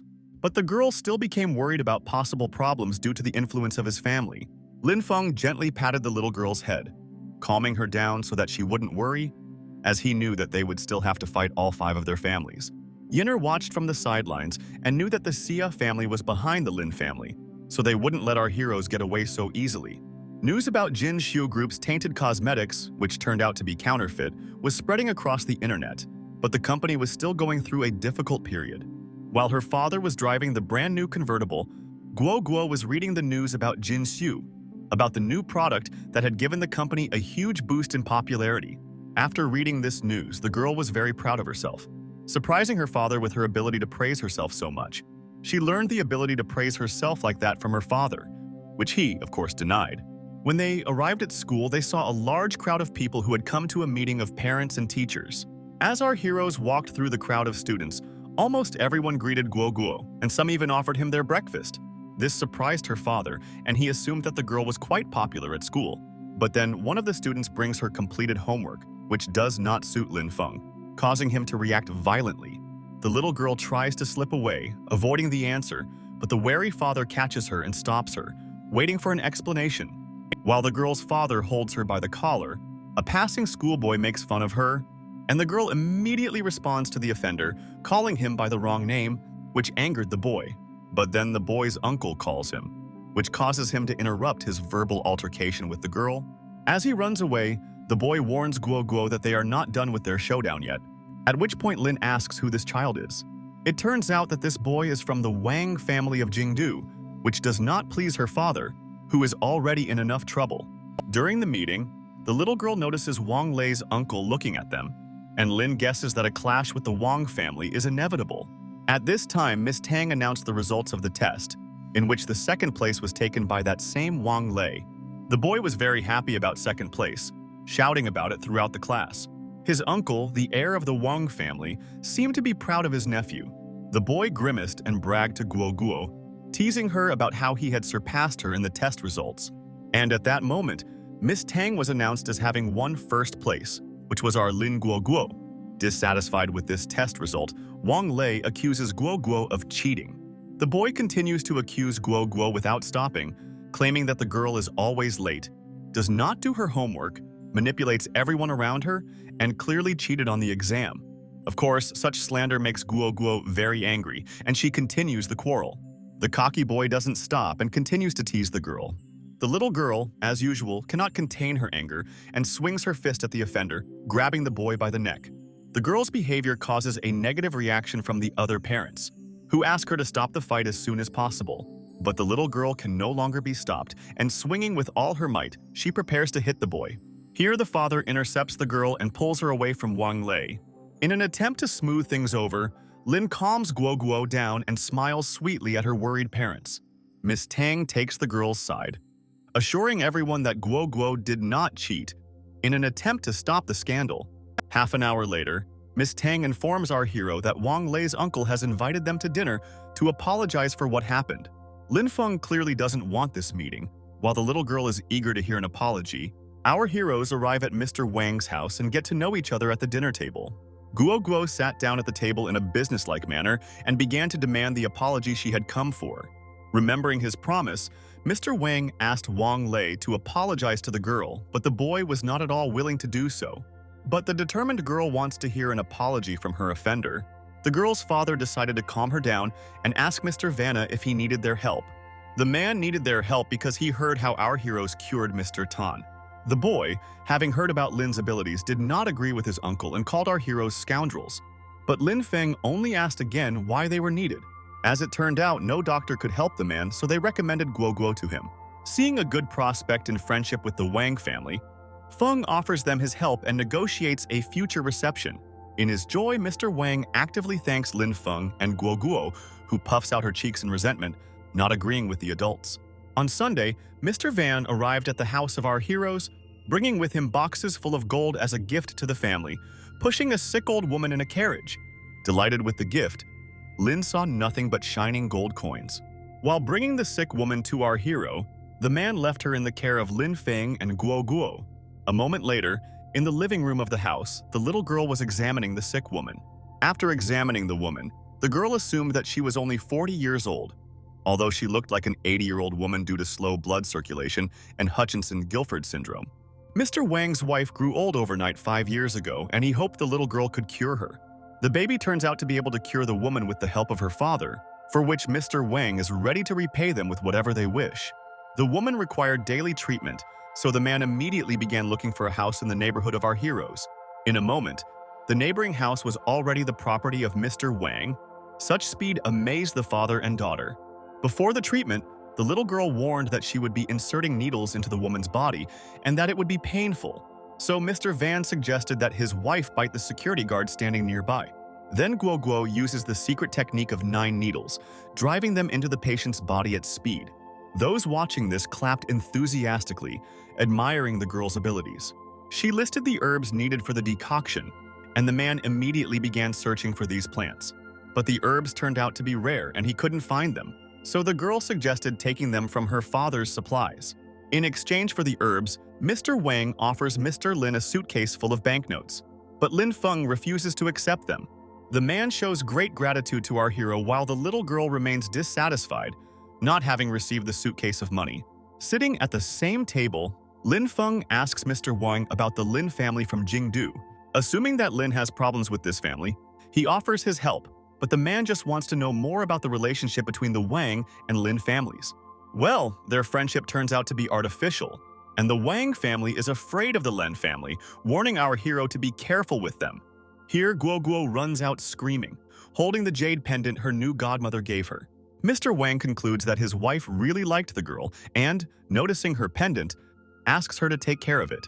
The girl's father, interested in the pendant, asks to show it to him. After examining the pendant, he realizes that it is a healing stone that can preserve youth, once again confirming the correctness of his friendship with the Wang family. Night came. Little Guo Guo was very tired, but she was happy that Mr. Wang paid for the appointment, even though her father forced the girl to treat this woman for free. Our heroes were lying tired on the sofa when suddenly the phone rang. Lin Feng picked up the phone, and it turned out that the caller was Yue Qian. With a trembling voice, she asked them to come because her grandfather was again on the brink of life and death. Our excited heroes immediately jumped up and went to help the Tang family. When they arrived at the scene, they saw an unconscious old man lying in bed. Finding no one else, they began to check on Mr. Tan's well-being. The little girl approached the old man to check his heartbeat and pulse, holding his wrist. After checking his well-being, the little girl became wary, assuming that they had not managed to save him. But she will still try to keep his heartbeat going while her father does the rest of the healing. Noticing some foreign object, he instantly knocks it down with a coin. The object built into the lamps above the bed breaks with a crash. It turns out that this is a surveillance camera. And our hero concludes that someone has set up everything that is happening. Fearing for the old man's life, the little girl begged her father to do something so that he would survive. After examining Grandpa, Lin Feng noticed that his insides had been damaged by some martial artist who had attacked the defenseless old man. Our hero took out a set of silver dragon needles and ordered Guo Guo to watch the door so that no one could interfere. With quick movements, he drives the needles into Mr. Tan's body. After performing the procedure, Lin Feng managed to make the old man's heart beat weakly. Guo Guo hears someone approaching the room as her father continues the procedure to completely heal the old man's body. Going out into the corridor, the girl sees the uncle of the Tang family who tried to kill the old man last time. The man hid behind a strange guy, while Guo Guo blocked their way into the room. The negatively disposed guy bared his teeth and asked the little girl to get out of his way. The man accused the girl of trying to kill his father, and the little girl immediately jumped up and headed towards him. The girl, devastated by the accusations, swings at the man and delivers a powerful kick. Protecting the old man, the girl continued to firmly guard the room. A strange guy attacks the girl, amazed by her abilities and wanting to fight her. The girl attacks back, wanting to punish the guy who attacked the old man, who is confident that he can defeat her. The girl's knee and the boy's fist collide, causing the boy's bones to break, making a crunching sound. The girl lands calmly, and the shocked guy cannot believe what happened. The little girl smiles calmly with a candy in her hands, asking how this daredevil wants to die. Without giving up on trying to defeat the girl, the guy again takes off and rushes towards her. He swings his fist at the girl with incredible speed, but she manages to dodge, and then, with her inherent strength, she punches the guy in the stomach, wanting to avenge the old man. As it turns out, this guy is from the Xia family, and the girl asks again how he is related to Xia Donghe, who turns out to be his uncle. This information does not frighten the girl at all, and wanting to deal with the scoundrel, she takes out her needle, which causes insane fear in the guy. Yawning and stretching his shoulders, the girl's father leaves the room, having almost finished treating the old man. Guo Gu finds out that Miss Tang was kidnapped by those scoundrels, and they specially dragged our family here to kill them. Our hero condemns the vile Mr. Tan, who cries in fear and begs to be left alone. And then an excited Miss Tan runs into the room, who had no idea that this was all a setup. Seeing Miss Tan, the girl asks her what to do with the culprit, who tearfully begs for mercy. The grandfather's cough can be heard from the room, so the woman hurries to him to find out how he is feeling. Without letting go of the scoundrel, the little girl gives him to her grandfather so that he can punish his son as he sees fit. While the son kneeled and begged the old man to forgive him, Guo Guo mercilessly accused the scumbag, earning Lin Feng's disapproval. So our heroes waited for the old man's verdict outside the door. In the end, Mr. Tang forgave his son, and finally Lin Feng prescribed medicine for the old man. And the next day, our hero woke up in the morning and looked at the time. The phone showed 9 o'clock in the morning, causing the man to wake up in a second. Jumping out of bed, he ran to wake up Guo Guo. I'm late and getting dressed on the go. He jumped out of the room in his underwear and met Miss Lin, embarrassing the woman with his appearance. It turned out that Guo Guo had already left for school after giving Miss Lin the spare key, and the woman came to Lin Feng to ask for a favor. The woman's request turns out to be very awkward. She asks our hero to become her boyfriend, to which he asks in dismay. Miss Lin explains that this is necessary to discourage her fiancé and break off the engagement that her family had arranged. Lin reacts ambiguously, but eventually agrees to help her, remembering how many problems his daughter caused the woman. Joyfully, Miss Lin invites our hero to get ready for a date that she will arrange a little later. After some time, her fiancé was waiting for the woman in the cafe, determined to win her heart. Hearing Miss Lin's voice, he turns around and sees her walking arm in arm with our hero. The first thing Lin Feng does is make a provocative joke about the guy's perfume smell, which makes Yin laugh. He becomes furious, condemning the girl for her relationship with another man in the presence of her fiancé, accusing her of disrespect for his family. Yin responds, wanting to make it clear that the Lin family's choice does not obligate her to marry him, and that she already has a boyfriend. This angers and surprises Xia Hao because Lin Feng already has a daughter. Gu runs up to our heroes, calling Miss Lin Mommy, and Lin tells the girl that this guy wants to take her mother away from her. Hearing these words, the little girl throws her fists at Xia Hao, telling him not to take her mother away, attracting the attention of the people around her. The boy pushes the girl away, accusing Miss Lin of having a child behind his back and comparing her to her sister. Angry at these words, the woman swings at him, wanting to slap him. But then Lin strikes Xia Hao with lightning speed, with a gloomy look on his face, threatening him for his words. After receiving a punch in the stomach from Lin Feng, The boy threatened to take revenge on him for his arrogance, but Lin Feng only responded indifferently, taking Miss Lin and his daughter with him. Arriving home, Miss Lin asks why Guo Guo calls her mom, and Lin immediately comes up with the excuse that the girl calls all the women she knows that, but Yin'er feels that she is somehow connected to the girl and asks Lin Feng to tell the truth. He realizes that there is no point in hiding the truth about Guo Guo's mother any longer, and decides to tell the woman everything. Going out onto the balcony so that the girl would not hear, he tells Miss Lin that her sister Wei Wei is Guo Guo's mother, which shocks the woman. The woman's brother Lin Tian once seriously injured our hero, but Wei Wei saved him and Guo Guo survived because she was hidden. When Wei Wei went away to practice, she started an affair with our hero and was already engaged at the time when she gave birth to his daughter, so her family was furious. The head of the family took her home and put her under house arrest, but she went against her parents and looked for our hero and her daughter. Slightly angry at Lin Feng for her sister's fate, she wondered why he hadn't shown up earlier. But he only asked her to keep it all a secret, despite the fact that her sister has been waiting for him for 6 years. According to Lin Feng, the time had not yet come, but one day he would appear before her. But for now, he was only clutching the tin can angrily. He dreamed of proving to the Lin family that he was a faithful man and worthy of her, but Miss Lin still did not understand him at this moment. Guo Guo calls them to help with cooking. Our hero lay lazily on the sofa listening to the cooking going on in the kitchen. Then the doorbell rang and Mr. Wang and his wife appeared on the threshold, arriving for an acupuncture session. The little girl happily greeted her godmother and patient, and the woman, seeing Yin'er, whom she calls mom, next to her, is surprised by what is happening. Mr. Wang laughingly states that the family connections in this family are very complicated. While the little girl ran for the needles, Miss Wang and Yin'er laughingly discussed what was happening. While eating dumplings prepared by Yin'er and Guo Guo, Mr. Wang strikes up a conversation with Ling Fei. He talks about an auction that will take place in Jingdu in a couple of days and invites our hero, who is not eager to appear anywhere, to it. To further interest him, the man shows Lin a list of rare items that will be at auction. Seeing the snow lotus on the list, which is very rare, our hero becomes interested. Noticing Lin Feng's interest, the man added that there would be many more priceless treasures there, but Lin still had no intention of agreeing. In order to convince our hero, Mr. Wang says that the snow lotus is his gift to Lin, and he will receive it if he goes to the auction. Sitting in Miss Lin's office, little Gugu was once again going to help the woman with her firm, which again had an excellent reputation. But then the idyll was interrupted by Miss Lin's secretary, who announced that the suppliers had unexpectedly decided to stop cooperating with the company. The phone rang, and when the woman picked up the receiver, she heard the blackmailer ordering her to bring Lin to a café in the south of the city. Otherwise, her company would be completely destroyed. Realizing that this was Xia Hao's doing, she became angry, but the phone on the other end had already hung up. After thinking about what to do, she asked little Gugo help her. At 3 o'clock in the afternoon, Xia Hao stood at the designated place with some man, waiting to deal with Lin Feng.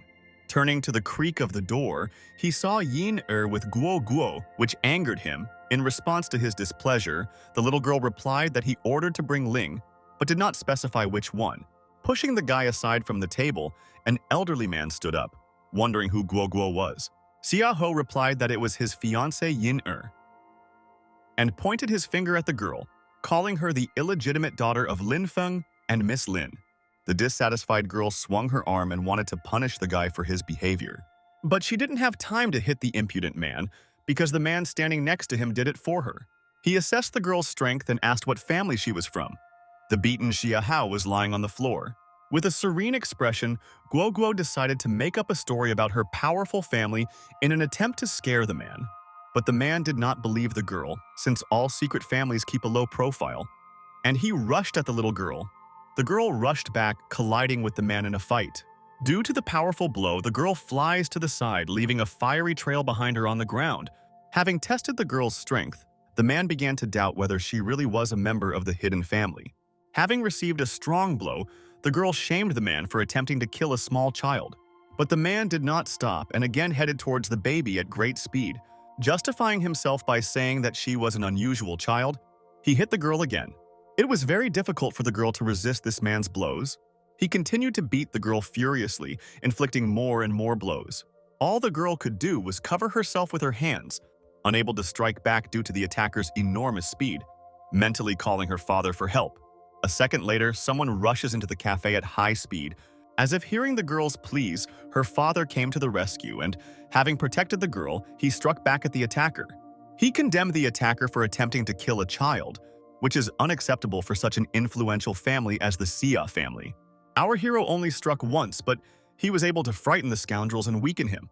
The baby, lying on the floor covered in bruises and wounds, is happy to see her father, who is worried about her well-being. The beaten Xia Hao notices Lin Feng and pitifully asks his uncle to kill him. But the frightened uncle slaps him on the head and orders him to bow down and apologize to our hero. Lin Feng doesn't want to hear an apology and again attacks his daughter's offender. At the same moment, Uncle Xia Hao is pressed into the wall with great force, causing cracks to form in the wall. With a gloomy and furious look, our hero wants to avenge his daughter and punish the attacker. Seeing his uncle in such a helpless position, Xia Hao is horrified. And then she bows before our heroes, admitting her guilt and begging for forgiveness, but despite his apologies, the little girl has already prepared her needles to punish the scoundrels. Suddenly, the building is surrounded by police, ordering people to lower their weapons and quickly approaching the scene. A young policewoman runs into the cafe, recognizes Yin Er, and tries to find out what she is doing there. Miss Lin, of course, tries to pretend that she is not involved while the police examine the horribly injured Xia Hao and the uncle stuck in the wall. The police send the Xia family to the hospital, and a young policewoman grabs our hero. Then she quickly snaps the handcuffs onto his wrist. Having arrested our hero, she drags him along to the police station while he trails behind and awkwardly tries to justify himself. Clutching his chest, Lin worries that he used too much strength this time. While the police are trying to scrape Mr. Xia out of the wall, a poor cafe worker is crying in the background, worried about the losses for the damaged wall. The policewoman takes our hero out of the cafe and shoves him into a police car. Sitting next to him, she watches how hard our hero stares at her, which makes her question.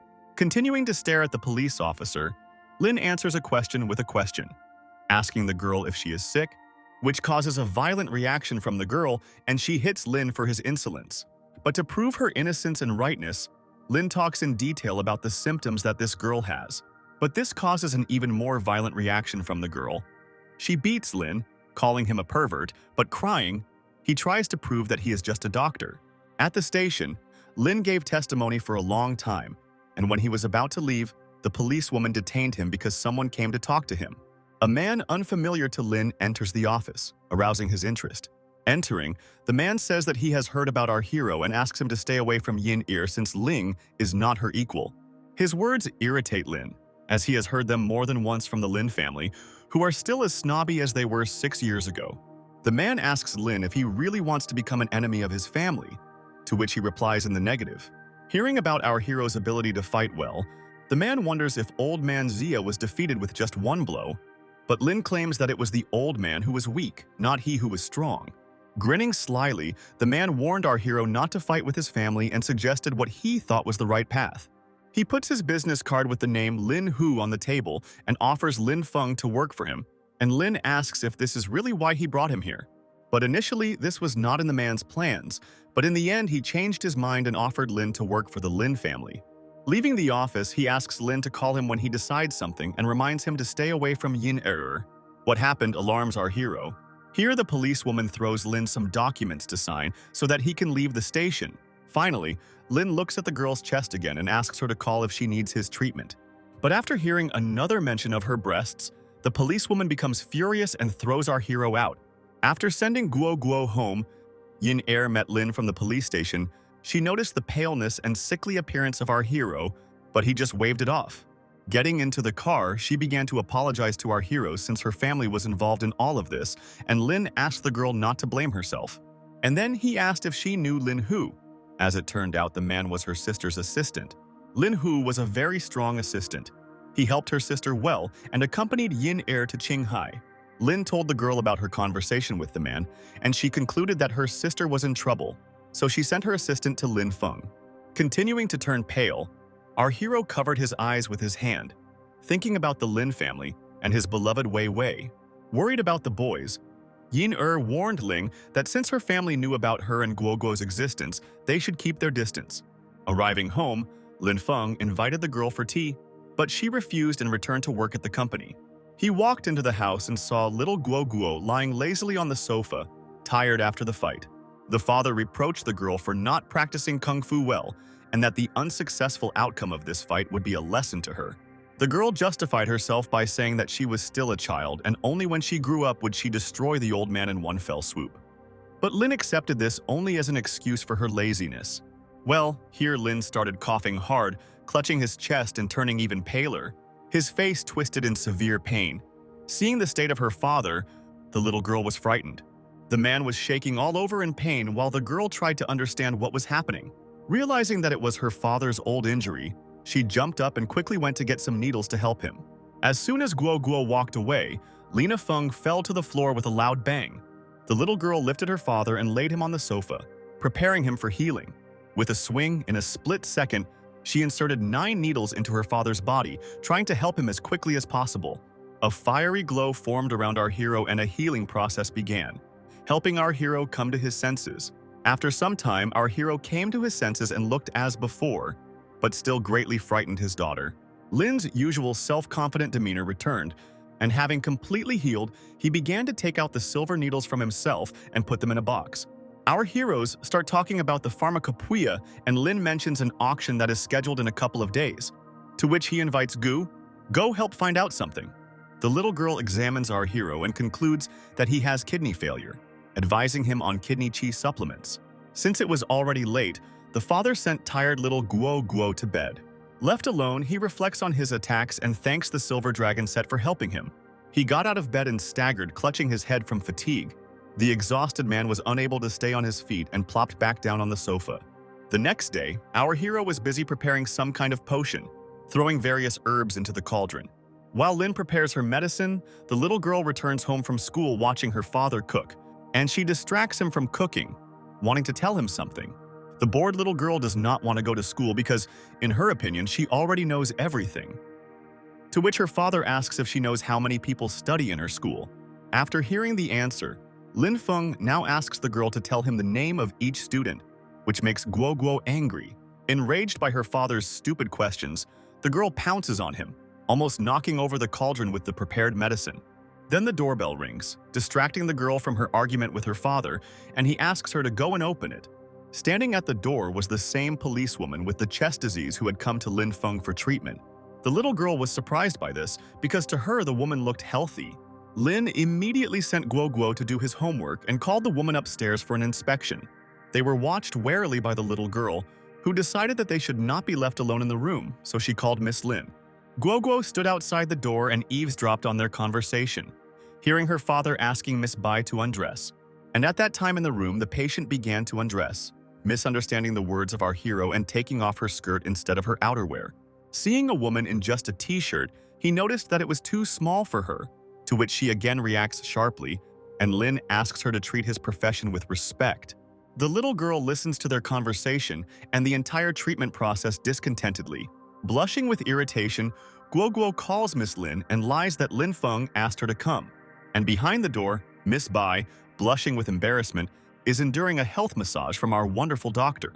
After some time, Yin arrives at our hero's house, meets her as a girl and takes her upstairs to her father.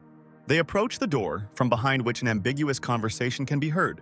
Lina, his patient, in which he asks her to get dressed. Then the door opens, and behind it appears Lin Feng and Miss Bai, who is getting dressed on the go. This picture confuses Yin and she worriedly asks what they were doing. The women recognize each other, surprised that they met each other in our hero's house. Lin Feng immediately began to explain herself to Yin while Miss Bai stood there dissatisfied, assuming that they were having an affair, not wanting someone like Lin Feng to date Miss Lin. In an attempt to ruin their relationship, she began flirting with our hero, mentioning how good he was at giving full-body massages. Hearing this, Yin became furious, defending her sister's feelings and condemning Lin Feng for his inappropriate behavior.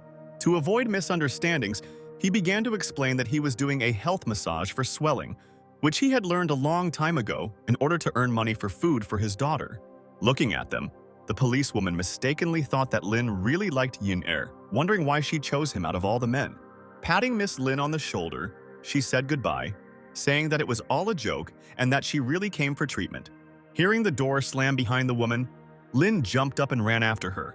He grabbed Guo Guo and threw him after the woman to collect the payment for the treatment.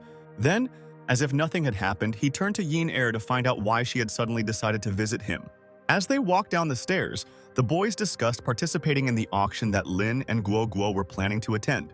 Miss Lin tried to convince our hero not to go there as her family was keeping an eye on him and she didn't want to repeat her sister's fate. After hearing this, Lin Feng cautiously asked if the Lin family really wanted to get rid of him. He asked Yin Er to cover for him until their connection with her sister was exposed. At this moment, a little girl runs into the house with payment from Miss Bai. Waving wads of money, the little girl screamed joyfully and called the adults to come and play with this money. But in order to maintain distance and avoid misunderstandings, Miss Lin decided to refuse the little girl, just like the girl's father, who reminded her about not doing her homework. Offended by the adults, little Guo Guo frustratedly called them heartless. Yin'er couldn't bear to look at Guo Guo's sadness, but she still agreed to go and play, making the little girl happy. Arriving at the shopping center, our heroes began to play slot machines, getting the girl more and more toys. Having filled a bag full of toys, they made the owner of the machines worry. The girl decided to stop playing and taking out the toys so that the frightened owner would stop worrying that they would empty all his machines. Putting on a fake smile, he offered them a deal to take some of the toys and sell the rest to him so he could refill his machines. Hearing this proposal, Lin Feng asked how much the man would pay for the toys. The owner offered 1 yuan per piece. The price did not satisfy our heroes and they took all the toys and headed for the exit. The vile man called security saying that the guys had stolen his money and all his goods. They were surrounded by security guards, and the man continued to yell that he would call the police if they did not pay for the toys. But our heroes continued to walk towards the exit indifferently, not wanting to listen to this man any longer. The angry man grabbed Guo Guo by the collar and wouldn't let her go until she paid. The little girl couldn't stand this kind of treatment and, turning around, gave the man a threatening look. There were screams, and a minute later the man lay beaten, begging to be left, and allowed the girl to take everything. But then the security guards who surrounded them attacked the girl, wanting to send their entire family to the police. Having dealt with the guards, the girl attracted even more guards who were already rushing in the direction of our heroes. Lin Feng realized that they couldn't handle such a crowd of guards, and he grabbed Miss Lin's hand and quickly headed towards the exit. The abandoned little girl also hurried, running to catch up with her father, who had thoughtlessly left her behind. Running out of the shopping center, Lin catches a taxi, which suddenly stops with a screeching sound. When everyone is in the car, he orders the driver to go to the Western District. The car's wheels screeched and it took off, traveling at great speed as if it were lifting off the ground. The car turned the corner with a screeching noise, causing confusion among our heroes. The driver was clearly going the wrong way, and as they turned the corner, they were met by a man with a gun, aiming the barrel at the back seat of the car. Noticing him, Lin Feng immediately ordered everyone to duck. At that very second, with a loud crack, a bullet pierces the rear windows of the car. Our heroes are unharmed. Sitting hunched over in the car while the driver smiles suspiciously, Lin Feng stood up and took a piece of glass from the nearby window. And with a sharp movement and great force, he throws the fragment towards the shooter. Shard hits the attacker in the neck, knocking him down and causing his accomplice to become frightened. Then, holding a large shard of glass to the driver's throat, he threateningly orders him to drive. The shooter tried to shoot them again to hurt them, but the second one stops him because he understands that they won't be able to do it. After driving away from the scene, Lin interrogated the driver sent by the Lins, who was incredibly scared and ready to tell everything he knew. The man begged Lin to hide the shard because it scared him a lot and prevented him from telling his story. As it turned out, this man was from the Association of Assassins hired by the Lin family. Namely, this man, who was crying and laying out all the information to our hero, was responsible for intelligence. Deciding to suck up and change Lin's threatening attitude, he praised him for his ability and invited him to join their association. This only made Lina even more angry, and holding the shard closer to the man's throat, he asked how many more people were sent after him. As it turned out, there were 12 more people. Leaving the man in his underwear, our hero got into his car and the guys sped away. Then Yin Er's sister sends a notification to her phone, asking her to stay away from Lin Fen. She looks worried as she reflects on the fact that Wei Wei doesn't even know that the Lin family is persecuting her husband and daughter. Seeing the woman's worried look, little Guo Guo asks if everything is okay with her. She brushes it off, saying that she simply remembered about working at the company and sends the baby home with her father. After getting out of the taxi, she says goodbye to Lin Feng and places something in his palm. Yinner suddenly hands him a piece of paper with Wei Wei's number on it and asks him to be careful. Our hero stands for a long time and peers at the piece of paper, examining Wei Wei's number and thinking about something. But the little girl interrupts his thoughts. The next day, the doorbell rings at Lin's house, and when Lin Feng opens the door, he meets Mr. Wang, who has come to pick him up to go to the auction in Jingdu. Pretending that he had not forgotten about the auction, he replied that he was just packing. 10 minutes later, the father and daughter walked out of the house with a huge backpack filled with medicine that Lin Feng hoped to sell at auction. In the evening, the whole company returned from dinner at the hotel, having a good time, and especially little Gao go ahead, after a sip of pineapple beer. While Wan Zhu and Guo Guo were heading back to the hotel, Lin and Mr. Wang were heading off to do their own thing, arm in arm. Giggling and blushing from drink, Mr. Wang called our hero over to have some fun. After some time, the guys find themselves in a nightclub where the music was loud and people were dancing. While the delighted Lin was bathed in the rays of the strobe lights, Mr. Wang was approached by his waiting acquaintance. Entering a private room of the club, the man introduces our Lin to his friend Bai Qi, introducing him as his adopted brother. After this, the men shake hands with each other, expressing their respect when meeting. The handshake is firm, with a hint of rivalry. I was amazed by our hero's strength during the handshake, assuming that he might be a martial arts master. Our hero also felt that his new acquaintance wanted to show his strength through a handshake, but did not appreciate it at all. The men walked further into the room, seeing a group of young girls. While our hero was playing on the phone, the girl was served drinks, then they left, leaving the men alone. Mr. Wang began a serious conversation with Lin Feng, wanting to get down to business quickly, and with a determined look, he draws the man's attention to the photograph of the jade vase. But as it turned out, he was not interested in the vase, but in the pill inside it, which could cure all diseases. The seller of the pill turns out to be Bai Qi, who is singing karaoke with one of the girls at the time. Lin learns that his adopted brother has taken him to Jingdu to help him verify the authenticity of the pill. After this, Mr. Wang calls Bai over to inspect his goods. He sent all the girls out so that no one could overhear their conversation. When they were alone, Bai said that the Lin family had already bought the pill, and that tomorrow's auction was just a formality. This information angered Mr. Wang, and he gave the man a warning look, who justified himself by saying that he could not quarrel with the influential Lin family, and he simply had no choice. An angry Mr. Wang knocked over Bai's glass and harshly ordered him to leave. The man did not argue and headed for the exit, but before he could leave, our hero stopped him, getting up from his seat. Lin Feng stood up and said that he didn't allow him to leave, giving the man a cold look. Bai didn't like Lin's commanding tone and stopped to sort things out with him. Lin Feng walked closer and continued to provoke the man by calling his family scoundrels who couldn't keep their word. The unflattering words about his family angered the man, and he attacked our hero, swinging his leg. But Lin manages to intercept his leg in midair, grabbing it with a strong grip. And then he abruptly lets go of her, forcing Bai to stretch his legs wide and sit in the splits with sharp pain. After this, the man is no longer able to go anywhere and lies writhing in pain on the floor. Now, nothing will stop our hero from calmly finding out where Bai Qi got this pill from. Now on the floor and shaking in pain, the man replies that this pill was passed down from generation to generation in his family. But not believing him, Lin grabs his arm and twists it, trying to get the truth out of the man in this way. While Mr. Van tries to say something, Bai Qi begins to scream and cry loudly, continuing to prove to the ruthless Lin that he is telling the truth. A very frightened man faints from our hero's interrogation. After finally hearing from Mr. Wang, Lin learns that the Bai family may well have blood ties to Sun Simiao, the creator of this pill. Hearing this, our hero immediately lets go helpless Bai Qi and thinks about how he can take advantage of this information to find clues on how to find a pharmacopeia. Mr. Wang believes this beating will serve as a good lesson to the man who turned his back on them to work with the Lins. And he adds that while the Linis haven't gotten hold of the medicine, they still have a chance to get it. Lin Feng wonders if the man has a backup plan to get this medicine, but it turns out that the man hasn't figured out how to do this yet since he's afraid to cross the Lin's path, and the guys decide to check if the pill is fake. Lin then returns to Bai Qi deciding what to do with his helpless body. Mr. Van suggests leaving it to the cleaner and quickly getting out of this place, leaving the room. Finally, Lin takes out a card with the name Bai and the title of CEO of Bai Group. As he looks at it, he thinks about how he can extract more information from the Bai family to find the pharmacopeia he needs. The next day, our company headed to the auction house in anticipation of this event. The father and daughter went to their places away from Yin Er and the others so as not to attract unnecessary attention. Sitting down in her seat, little Guo Guo notices representatives of the Xia family, with whom she had recently had a conflict, entering the hall.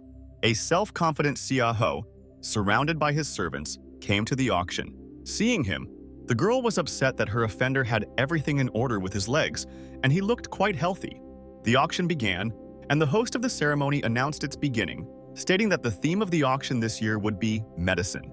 Our hero sat, thinking about how he could sell his longevity pills prepared for knowledgeable people. Here, the host introduced 3 great masters of the Hawatuo family who were experts in the field of traditional medicine in Jingdu. 3 elderly men walked onto the stage with a wise and important look. The girl appreciated the strong energy of the masters, who, according to her father, turned out to be much older than any other family.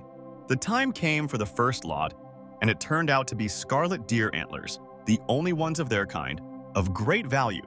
One of the masters presented them as a source of good blood circulation, making women more seductive and men more resilient. The host announces the starting bid at 500,000 yuan, adding that each bid increase must be at least 100,000 more, and the bidding immediately begins. Here, the man sitting next to Guo Guo places a bet of 5 million yuan. Confident of his victory, he calmly awaits the outcome of the auction. But then our little one raises a sign with the amount of 5.5 million, which strikes the man sitting next to him. He doesn't understand why the baby needs deer antlers. That's why. She replies that they are required for her father. Around them quietly giggled, which made Lin feel awkward and sweat from shame. In the end, the scarlet deer antlers go to little Guo Guo. While the second lot was being announced, the man looked angrily at the girl, wanting to get these antlers. Unable to bear his gaze, she complains to her father, but he does nothing against the strange man. After the first half of the auction ended, a strange man approached our hero to sort things out with him. He grabs Lin by the collar and pulls him towards him, but he seems completely indifferent and calm. The enraged man is indignant at our hero's audacity to compete with the Chen family. Little Guo Guo orders him to let her father go by attacking the man with a needle. A second later, the girl plunges her game into the giant's neck. The father thanks his daughter for her help as the man frantically tries to remove the needle from his neck. But a moment later, he suddenly grabs Guo Guo by the collar. He swung his fist and aimed it at the little girl's face, wanting to take revenge on her with all his cruelty. Before he could strike, Miss Liang called out to him, wanting to find out how the man dared to touch her goddaughter. Frightened by the consequences, he began to nervously justify himself, slapping the girl on the head. Family looked at the frightened man with a threatening expression, ordering him to get out. All this action surprised those around them, who did not understand where the Wang family got their goddaughter from. Lin's attempt to remain inconspicuous failed, so Mr. Wang called him and his daughter to the VIP area so that they would no longer be in danger. The presenter announces the second part of the auction, which consists of 2 parts: sale and exchange. Mr. Wang explains to Lin that in the exchange part, the owners will provide their goods to the entire audience, which can be exchanged for their collection. Here in the hall, a hubbub is heard. 2 acquaintances are passing between the rose silhouette. Those who arrived turned out to be Lin Hu and Bai Qi, familiar to our hero. Lin Hu notices Lin Feng sitting next to the Wangs, which surprises the man, and Bai Qi, looking at our hero, makes a displeased face. After some time, the host announces the last lot, which all 5 families want to get. One of the craftsmen removes the fabric from the last lot, which turns out to be a longevity pill. After examining the tablet, he determined its authenticity and found out that the tablet really could prolong life and cure all diseases. The other sages also confirmed the authenticity of this tablet. Watching what was happening, Lin could not sit still, wanting to present his pills, which were created using the same formula as this pill. The host announced the price of the pill as 50 million yuan, and a bunch of people started putting forward their own prices. During the auction, Mr. Wang puts forward a sum of 200 million yuan, willing to pay whatever it takes to cure his father. Having heard such huge sums, our hero regretted that he had not taken more pills with him. But then Mr. Lin offers $500 million for the pill, shocking our hero even more. Just as Mr. Wang is about to bet 600 million, Lin stops him, convincing him that the pill is not worth the money. But the man only hopelessly lowered his head, saying that he had to get this medicine. Encouraging the man, Lin promised that he would get it for Mr. Wang, Mr. Wang looked at Lin Feng with a puzzled expression and, in Lin's opinion, did not quite believe his promises. But as it turned out, Mr. Wang simply did not want the pills to go to the Lin family, since they would be able to extend their prosperity for at least several decades. The auction sales part is over. The host announces the exchange part, but the auction offer is no longer of interest to the saddened Mr. Wang. At this moment, Lin rummages around in his jacket and takes out a vase similar to the one that contains the pill. Showing this vase to Lin, he smiles proudly, saying that he made it in the style of the great Sun Simiao. A surprised Mr. Wang doesn't understand where Lin got them from, so Lin says that he made them himself. After giving 3 pills to Mr. Wang, he hopes to exchange the rest for the next lots in the auction. Crying with joy, the man thanks our hero, guaranteeing him his help and protection. The lots were brought out for everyone to see. The host invited the guests to look at them and, if they wanted, exchange them for something of their own, so our hero headed towards them. Having looked at the lots, Lin does not find anything interesting for himself, yawning from boredom, but as he walks between the rows, he notices some kind of scroll, which immediately attracts his attention. Taking a closer look, he is speechless, surprised to see this at an auction. Shen Pharmacopeia Nuna. Having found her, our hero beams with joy. After studying the pharmacopeia, Lin discovers that it is only half of it. Here Lin hears the voice of the already familiar Bai Qi, who turns out to be the owner of this pharmacopeia. Lin Feng asks him to name the price, but the man is not interested in money and asks for an apology and respect for yesterday. But then Mr. Wang intervenes in the conversation, threatening Bai if he does not stop making fun of Lin. This has an effect on the man, and he agrees to follow the rules. So Mr. Wang wonders what Bai wants in exchange for his pharmacopeia. Smiling meanly, the man asks for a longevity pill, confident that it is nowhere to be found. But unexpectedly for him, Lin Feng agrees to the exchange, going to get the pill, taking it out from the pocket of his jacket. Taking out a vase, he rolls out a pill from it.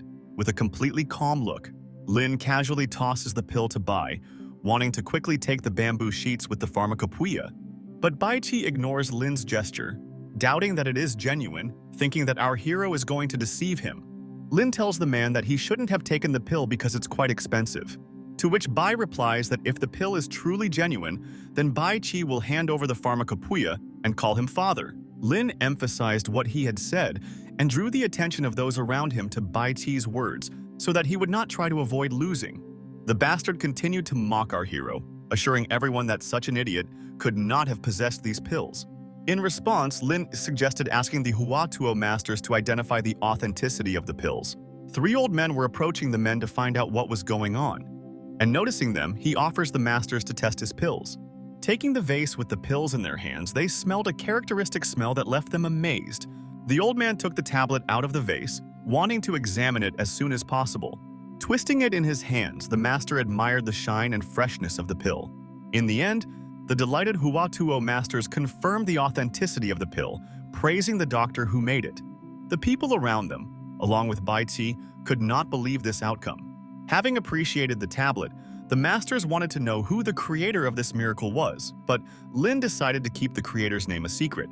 The old men agreed understandingly, suggesting that it might be a recluse who was alien to people's attention. Having surrounded our hero, they began to persuade him to show generosity and give them the pill. Our hero clearly didn't want to give away such a priceless pill for free. But of course, he couldn't say this out loud and tried to get away from the annoying old men. The old men continued to try to get the pill from Lin, praising his generosity and kindness. But seeing this picture, little Guo Guo immediately shamed the old people, not wanting to give the pill away for free. They pretended they hadn't done anything, while Lin defended the old men by saying they wouldn't try to get her for free. Here, one of the masters offers our hero a golden lotus seed in exchange for a pill. Lin accepts his offer, taking the seed and admitting that he didn't expect anything in return. Twisting the jar of lotus seed in his hands, he was surprised that people were willing to give so much in exchange for tiny pills. The old man tried to return the jar after Lin said that he didn't want anything in return, but Lin had already managed to hide it in the pocket of his jacket. The little girl was once again ashamed by the behavior of the old men, but Lin asked her to put up with it, since the masters, although shameless, had a special status in society. After the masters left, the man approached Bai Qi, this time wanting to exchange the pharmacopeia for Lin Feng's miraculous pill. Lin took the bamboo plates and, as he left, reminded him that he had already given him a pill and that he didn't have any more. The little girl explained that the pill that Bai had not caught had fallen somewhere at his feet, and he should look for it or buy a new one for 500 million yuan. Bai Qi immediately jumped up and threw himself on the floor in search of the precious pill. While the man was crawling at people's feet, the little girl screamed at the woman that he was trying to get under her skirt. The little girl giggled, pleased with her own mockery, while the angry woman beat Bai Qi. After the auction, our heroes find Bai Qi sitting on the floor and crying, thinking that the Lins would no longer need his services if they knew that the longevity pill was not rare. The little girl approaches him and holds out a lollipop to calm the man down. This encourages him and he thanks the little girl for such a sweet gesture. As soon as Bai puts the lollipop in his mouth, Guo demands 100,000 yuan from him, telling him that the lollipop was made of poison. For the antidote, she asks for the second half of the pharmacopeia, but according to Bai Qi, the second half was destroyed many years ago. Hearing this, the girl was no longer interested in the conversation and turned around and headed towards the exit. As she leaves, Guo reveals that the candy was not poisoned and that she simply tricked the poor guy. Lin Feng learns that the other half has been destroyed and resignedly leaves the auction. Mr. Van meets them on the street, inviting our heroes to go to a banquet. They soon arrive at the Wang family's luxurious home to relax after the auction. As it turned out, this banquet was prepared by Mr. Wang's father especially for our hero. They are met by an elderly man, expecting that they are the same miracle-working doctors that his son told him about. Smoking a cigarette, the old man smiles broadly at our hero, happy to meet them. While dining at a table full of dishes, the entire Wang family and our heroes drank to the health of Lin Feng. While everyone was enjoying the banquet, Lin assessed the old man's health, calculating the symptoms of a serious illness. Looking at the old man, he understood why Wang Feng wanted the longevity pills so badly. While clinking glasses with the Wang family master, he discovered that the old man had a weak pulse, dry skin, and a cold palm. After that, he advised Mr. Wang to take care of himself, as the pills could only extend his life for a few years, but could not cure his serious illness. Then, chewing and slurping, little Guo adds that the disease is curable after all. Well, since she was very hungry, the little girl wanted to eat her fill first and then carry out the healing of the old man, and the inspired Wang Feng peacefully waited for her to finish her meal. Having filled her stomach to the brim, Guo ordered silver needles to be prepared in order to examine the old man. The Wang family did not have silver needles, but they did have expensive gold ones. The needles were in Mr. Wang's collection and were purchased at an antique store, which caught the little girl's interest.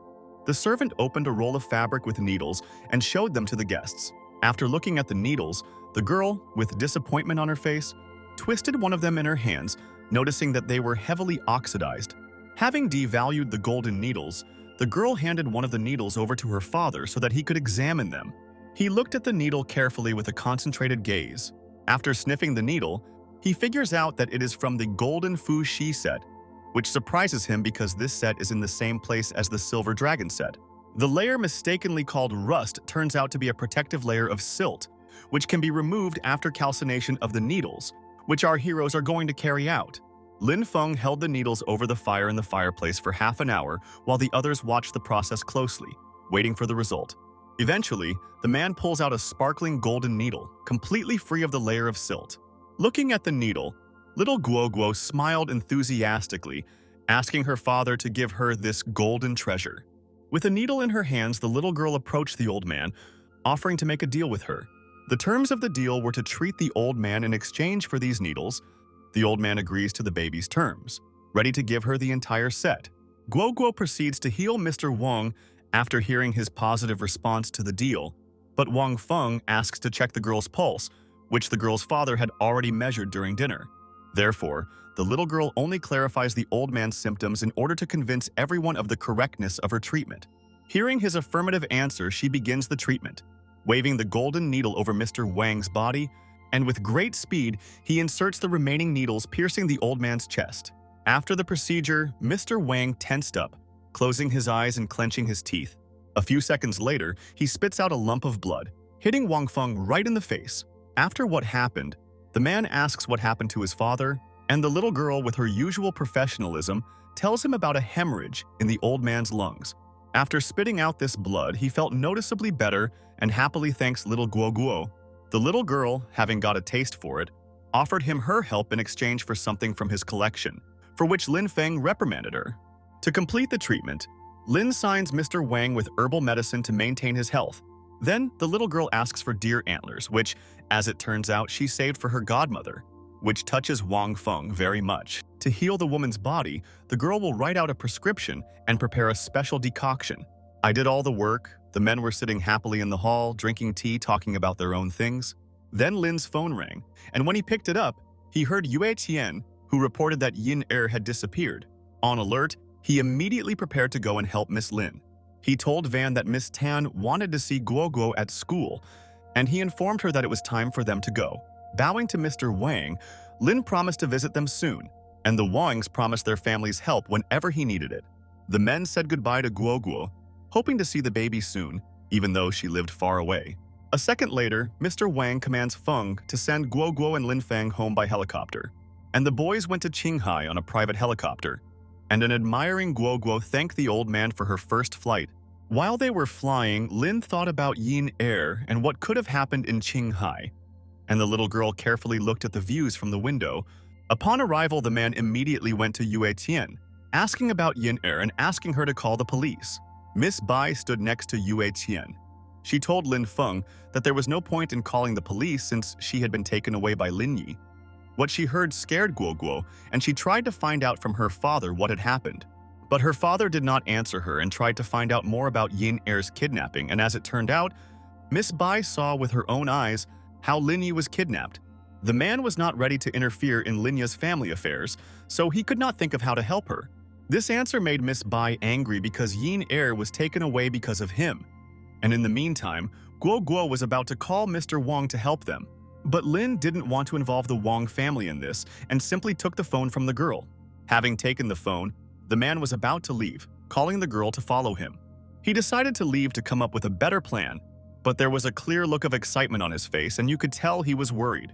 Miss Bai didn't understand his behavior and was angry at the man for his inaction, still thinking that he and Yin Er were a couple and Guo Guo was their daughter. And the embarrassed Miss Tan tried awkwardly to explain to the woman that everything was not as she thought. The upset children were already at home. Guo Guo missed her mother, and hearing this, Lin, once again, tells the girl that Yin Er is not her mother. He decides to tell the girl that Miss Lin is his aunt and her mother's sister, but the little girl continues to not believe her father. According to the girl, her father is deceiving her because he is afraid to save Yin Er from the Lin family. He calms the angry girl down by patting her on the shoulder, claiming that he will definitely save Miss Lin. Lin explains to the girl that they cannot go unprepared, so while she goes to bed, he will come up with a plan to save Yin Er. Wanting to help her father, the girl asked to wake her up as soon as he came up with a plan. He sent her to bed and remained to think about the rescue plan. If it weren't for our hero's old injury, he might be able to try fighting the lines, but because of this injury, he might either become a colleague or die. Lin takes out the pharmacopeia, wanting to find the 18 needles Shen technique Nuna and check if it really exists. Unrolling the scroll, he finally finds it, being in complete surprise. He begins to study the technique, carefully reading about how to use it. It turns out that this scroll contains only the first 3 stabs of this technique. But even these first 3 injections were still better than nothing, so our hero did not lose heart. The next morning, the girl went down to the hall and smelled a terrible stench while Lin Feng was sleeping on the sofa. As it turned out, this stench was coming from the father, who woke up from his sleep in confusion. Smelling this smell, he opened his eyes in surprise. Jumping up from his seat, Lin could not understand what was causing such a strong stench. Lin guessed it was because of Shen's acupuncture, Nuna, which could reveal all the impurities of his body. Unable to bear the smell, Guo Guo sent her father to wash it off immediately. And while he was heading to the shower, the girl noticed a bamboo scroll that caught her attention. Having found a technique that cleanses bone marrow and strengthens bones, the little girl wanted to use it to become stronger. A few minutes later, Lin Feng emerges from the shower, showing off the mountain of muscle that had built up overnight. Guo Guo is shocked and doesn't understand how this happened so quickly, while her father boasts about his new strength. After examining her father in more detail, she sees that his skin has improved, and she also wants to try this technique on herself.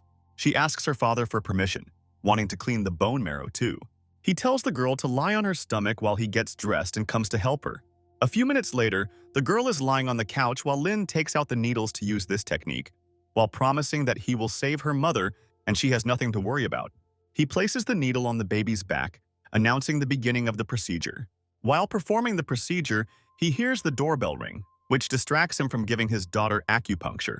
The guests turn out to be Miss Bai, a woman who brought a message from Yin Er, in which she asks Lin Feng not to take any action and not to enter into confrontation with the Lins. Guo's groans were heard, to which Miss Bai immediately reacted and ran to her, thinking that Lin had beaten the baby. Walking into the hall, she finds the baby lying on the couch with needles in her back and realizes that Guo is cleaning the bone marrow, which surprises the girl, who did not expect such knowledge from a woman. Miss Bai had seen this practice before, so she recognized it. Lin then asks Miss Bai if she knows Bai Qi, who turns out to be her uncle, who is estranged from the family.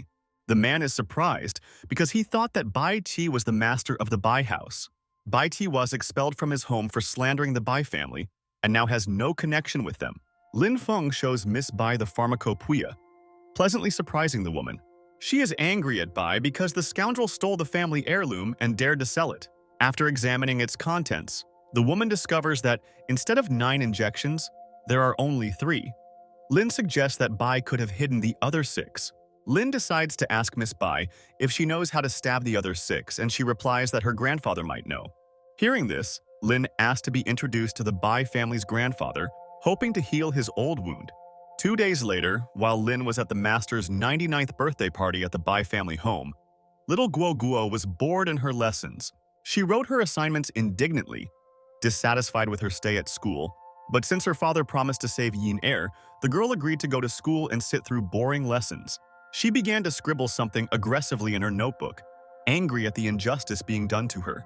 Then Miss Tang came into the classroom and mistook Guo's aggressive writing for hard work and was delighted. The woman then told the girl that her father had gone to Jingdu with Miss Bai, and the little girl would live with her until he returned.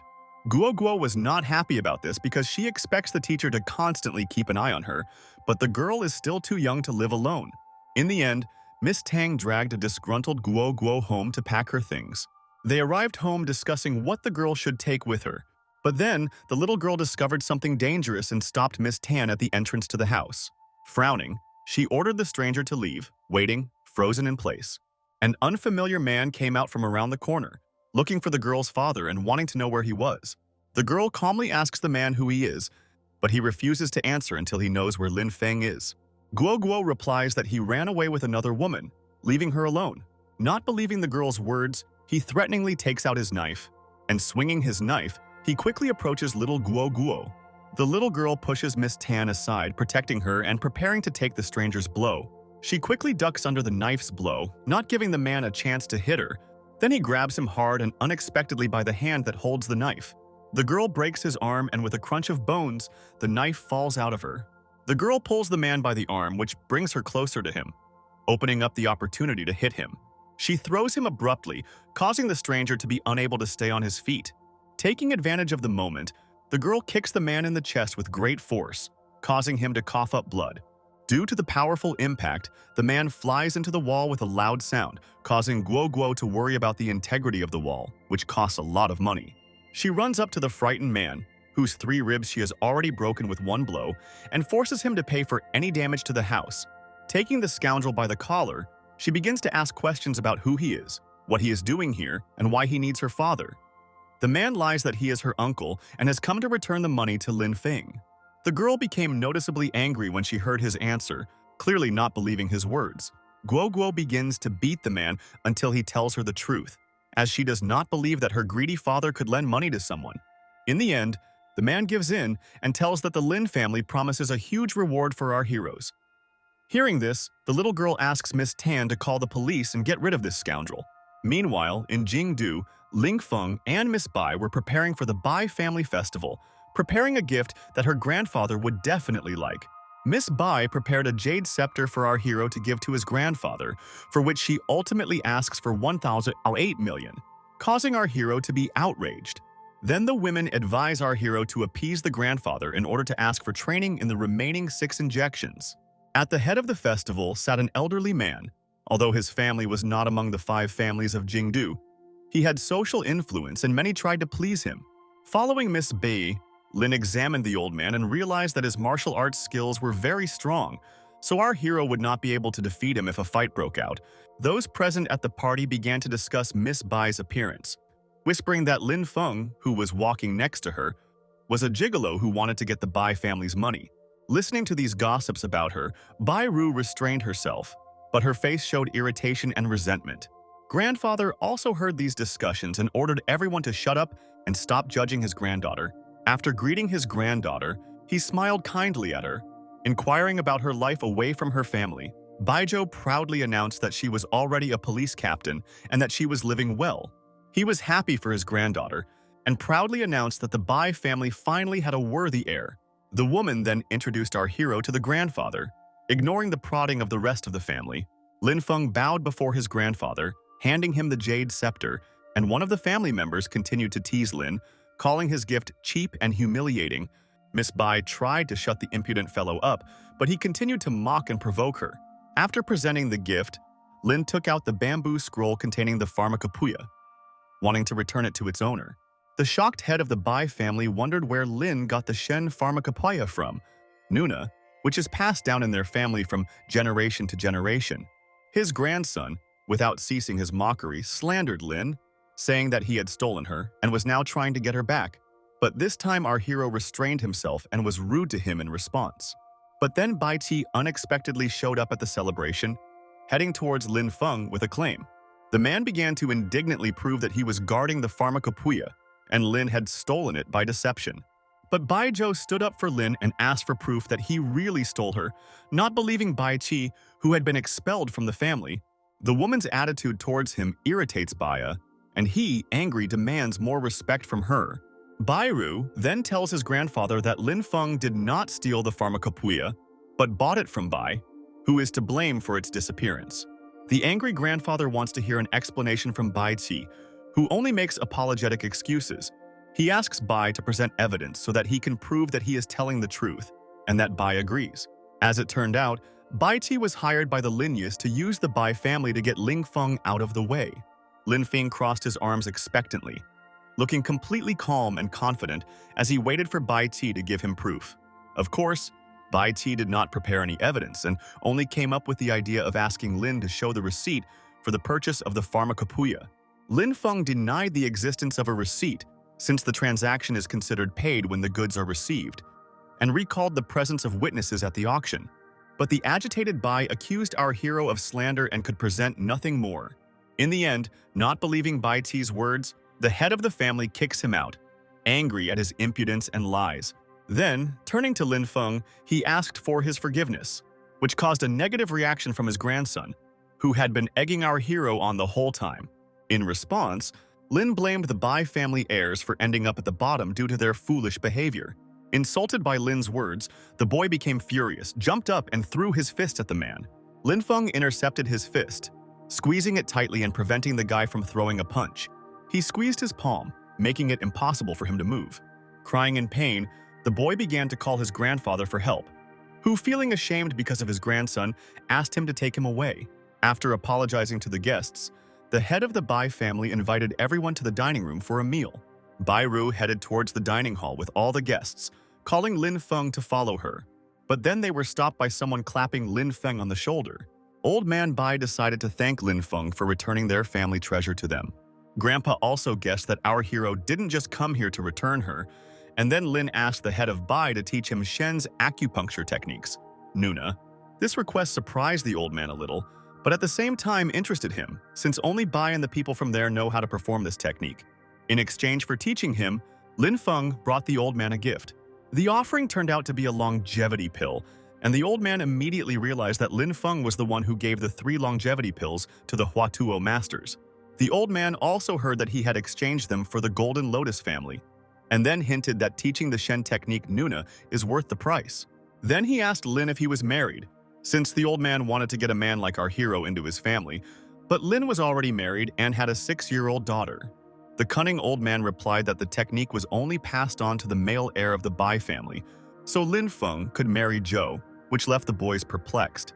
Realizing that not everything is so simple, Lin offers the leader 100 longevity pills. The old man doesn't believe that our hero can have hundreds of pills with him, so he agrees to his offer, after which Lin asks Miss Bai to bring him his backpack. A few minutes later, the woman brings our hero his backpack. Opening it, Lin pours out a lot of pills on the table, causing the old man to express his delight. Convinced of Lin Feng's sincerity, the old man promises to give him all the records on the Shen technique, Nuna, admiring the excellent quality of the tablets. Half an hour later, our heroes were sitting in the office of the head, who announced that the treasure was being returned to its true owner. This surprised Lin Feng, as the technique had never been his to be its true owner. These notes contained the old man's understanding of how to perform the first 9 injections. Why did Lin ask the old man where the second part of this pharmacopeia might be? Mr. Bai merely replied that our hero already knew about it, since he was a man from some mysterious place. But it seems the old man misunderstood something about our hero. Lin just smiles awkwardly, and Grandpa asks to leave this conversation between them. Since the Shen technique Nuna demands a deep dive, the old man invites our hero to stay with him for a couple of days so that he can help him, after which he offers to have a drink with him. At 10 o'clock in the evening, the drunken cries of an old man could be heard from the Bayev's house, while his granddaughter tried to persuade the old man not to drink anymore. As a result, the drunk grandfather was taken to bed by the servants, and our drunk hero was happy that he finally received this equipment, even if only half of it. Baijo began to walk the drunk Lin to his room while he actively thanked her and offered her a free massage in gratitude. The woman became embarrassed and ordered him to shut up, but he did not give up trying to persuade her to get cured and to give her a massage. She threw Lin onto the bed and decided to explain the reason for her refusal, but fell silent, embarrassed. In fact, the woman was afraid that the drunk man would not be able to control himself and would start pestering her.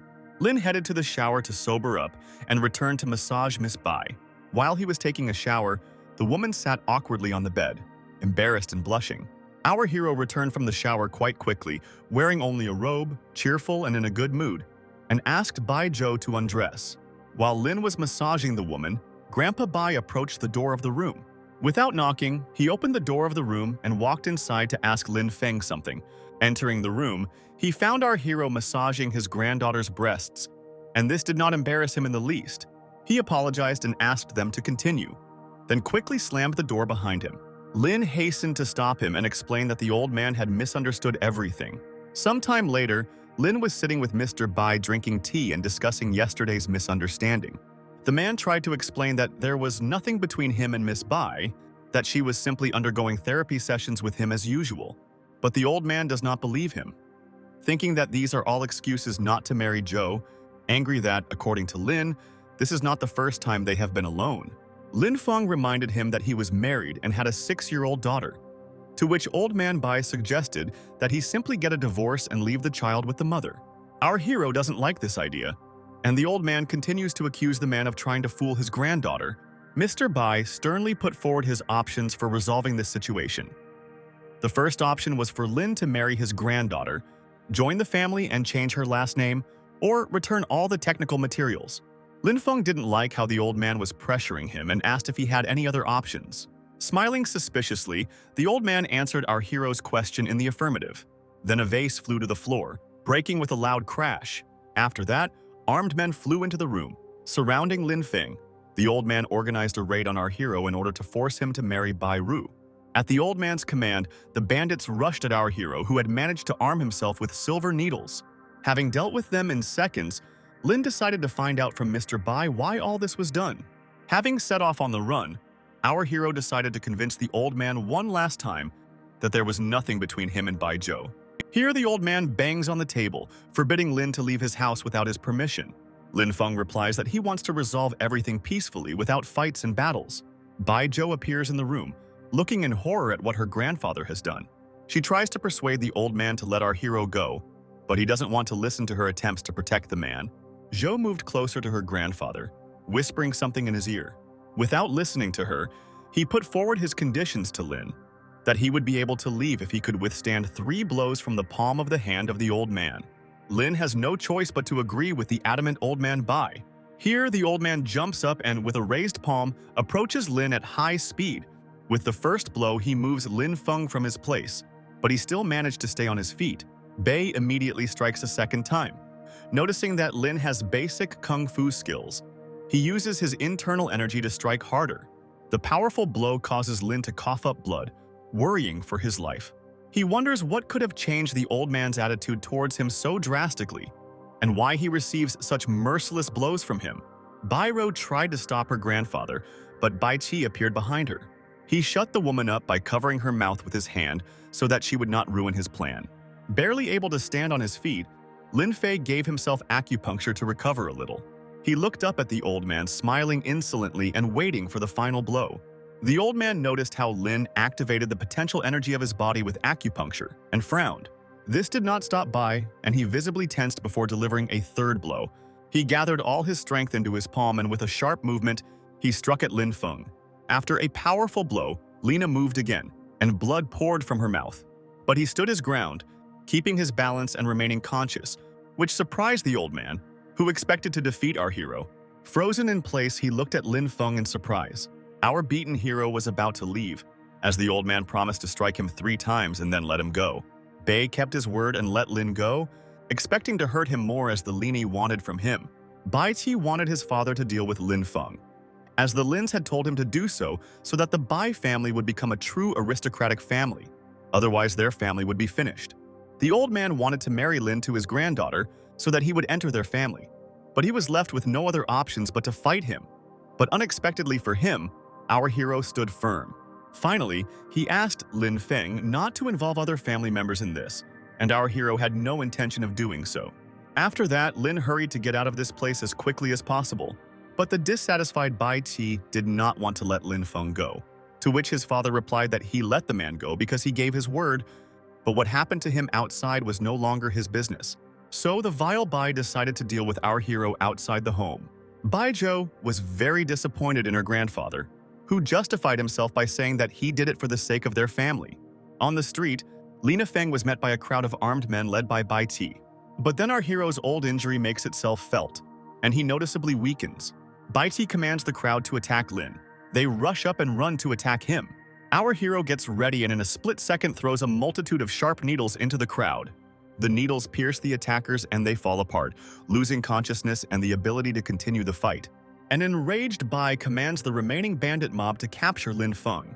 While our hero, being wounded, fights off the attackers, Bai continues to set armed men on him. Lin Feng decides to take a longevity pill because he spent too much strength and energy fighting off the crowd of men. But then suddenly he feels some quick movement behind him. He turns around sharply to understand what is happening.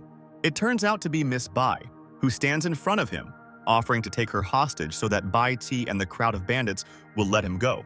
He freezes, remembering how Wei Wei did the same thing 6 years ago. Having no other choice, he agreed to use Bai Zhou as a hostage.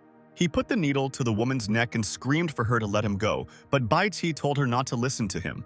But then Old Man Bai comes out of the house, demanding that Lin let his granddaughter go and leave. But our hero was in no hurry to let her go since he was not sure that he would not be attacked. He demanded that they bring him a car, or he would kill Bai Zhou, continuing to press the sharp needle to her throat. The old man saw that Lin had slightly injured his granddaughter, so he was afraid for the life of the Bai family's last hope, and ordered that a car be sent to the man immediately. A few minutes later, the Bai people pulled up a car. Watching as the old man let our hero go, Bai Qi expressed his displeasure, but the old man told him to shut up. Lin put Miss Bai in the front seat of the car. Jumping into the car after the woman, he climbed over her and got behind the wheel. When the car started moving, Bai realized that it was all a setup, and the old man told him to follow them, worrying about the life of his beloved granddaughter. After driving away from the Bai's house, Lin asked Zhou to drive for him. The woman became worried about Lin's poor condition, but he assured her that everything was fine and asked if she knew why the Lins wanted to kill him. Bai Ti told her that the Lianese wanted to deal with our hero because he took Yin heirs and humiliated their entire family. But according to Lin Feng, they just need longevity pills, since they spent too much money on rare pills, and our hero knows how to make them. Here, a crowd of bandits blocked their way, and Lin ordered Zhou to drive along them and not stop. Noticing that the car was driving straight towards them, the men ran away in fear. The gang leader, who was Mr. Zia, ordered his subordinates to block the path of our heroes. After listening to their master, they immediately began throwing traffic cones at the car. The excited Lin and Zhou felt something hit the front wheels of the car. The car's wheels began to creak, sparking and smoking, and at that moment it stopped. Mr. Zia, smiling self-confidently, approached the car, noting the hopelessness of our heroes.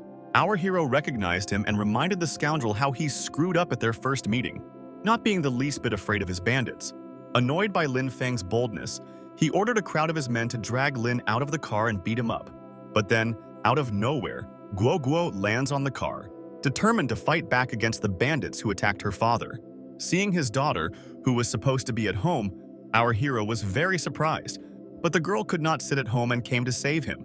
Leaving aside the conversation, she jumps off the car and kicks Mr. Xia, wanting to stand up for her father. After a strong blow, he flies away from the girl, landing right in the crowd. Enraged, Xia orders his subordinates to kill little Guo Guo. Guo Guo puts on an innocent face and asks the villain how he dares to attack a weak child. Xia coughs up blood after being hit by Guo Guo, surprised by her behavior. A man from his gang does not want to attack a defenseless child, believing that it is not appropriate for adults to act like that. Shay is angry at his response, claiming that he is no ordinary child who can defeat a grown man. While chewing on a lollipop, Guo Guo cheerfully imitated grown men and threw a dozen sharp needles in their direction. The girl knocked down the crowd of scoundrels at once, continuing to lick the lollipop carefree. Having finished with the bandits, she went to her father's car and asked him to go to his godmother. The girl confidently sat in the back seat of the car, slamming the door. Lin turned to look out the back window and saw another crowd of men approaching. He fearfully ordered Bai Zhou to reverse so he could pass through them. But the little girl asked them to stop because, according to her, they were their allies. Lin Feng was even more surprised, not understanding who these people were and why he should help them. After a while, our heroes were already sitting at the Wang family's house. As it turned out, that crowd were Mr. Wang's people, and the girl had brought them to help. While pouring some mixture into the barrel in which Lin was sitting, Guo Guo said that Mr. Wang heard that Lin had gone to get her father and brought her by helicopter. Jun. Then she poured a bucket of water into it, hoping that it would help Lin Feng. Here he tells his daughter that he knows the 9 stages of the Shen technique, Nuna, which he received from Bei, which delights the little girl. Noticing how much the old man has injured his father, the little girl wonders how he is going to take revenge on him. But Lin has no intention of taking revenge on the old man because he was provoked by Bai Qi. Guo Guo becomes upset and angry upon hearing this. She turned and walked away, telling her father that she had gone to bed, clearly intending to take revenge on the Beis, even though her father did not want it. The next day, Bai Qi was resting peacefully in his estate, but suddenly heard a loud crash. The source of the noise was Guo Guo, who broke down the entrance gate, demanding to see the old man and his son. Angered by the little girl's self-confident behavior, Bai Qi yelled at her. He walked towards the girl, leading his guards behind him, but the girl only called him fat once again and wanted to understand the beating of her father. He could not stand the insult directed at him, and ordered his men to attack the baby, detaining her. Without hearing any explanation about Lin Feng's beating, she rushed from her place towards the offender. Guo Guo flew into Bai, delivering a powerful kick to his stomach and knocking him down. The man spits out a lump of blood, experiencing the baby's wrath. The girl then kicks him in the leg, causing him to kneel in front of her with a loud thud. She hits him on the knee, pressing down on it with a loud crunch. The fat man screams loudly in pain, and the guards surrounding them do not dare to approach the girl. He heard screams. Old man Bai came up to them to find out what was going on and who she was to get involved with their family. She looks up at the old man angrily and asks about the attack on her father. Bai realizes that this is Ling Feng's daughter and warns her that even her father couldn't defeat him, so it's useless for her to fight him. The girl admits that she cannot defeat the old man, but in the end she again hits the helpless Bai Qi on the knee, grinning evilly, enjoying her revenge. The old man shouts at the guards, ordering them to deal with the baby. He understands that he has already ruined the relationship with the Lin family, and there is no way back. Suddenly, the girl takes off and runs away from the Bai family estate. She decided to leave their house as soon as possible to avoid being beaten by the old man, who was clearly a martial arts master. The little girl quickly picked up speed and ran out of the estate's threshold. Turning to them, Guo Guo grimaces, mockingly condemning the grown men for attempting to kill a child. She quickly leaves them, leaving behind a beaten Bai Qi and his enraged father. After some time, she climbed onto the gate of the Xia family's estate to take down the gilded plaque with their family name. Here, the gate creaks open, and a surprised servant looks out, watching the girl's actions. After he saw the thief on the cameras, the man came out and found that it was little Guo Guo and started scolding her. She laughed innocently and asked if Xia Hao was home now. The man screamed at the girl, after which he received a strong blow to the chest. Having knocked the man to the ground, the little girl began to demand that he bring her Xiaohu. Here, surrounded by security, Xiaohu came out to the girl. and upon seeing him, the girl said that she had brought him a gift and wanted to give it to him personally. Frightened by the girl, he asked to bring his brother for help. The girl smiled suspiciously sweetly and asked him not to worry. A second later, a multitude of thin needles flew out of the girl's hands. The needles flew towards Xia Hao and his guards, instantly knocking them out of their place. Gu approached the frightened boy, crouching down next to him. The girl took out a long, thin needle, which she had prepared especially for him. Feeling extremely horrified by the girl's actions, Xia Hao wet his pants, causing the little girl to laugh and mock him. But then someone's hand appeared above the girl's head and quickly pressed itself against her. Feeling this, the girl jumped back from her place.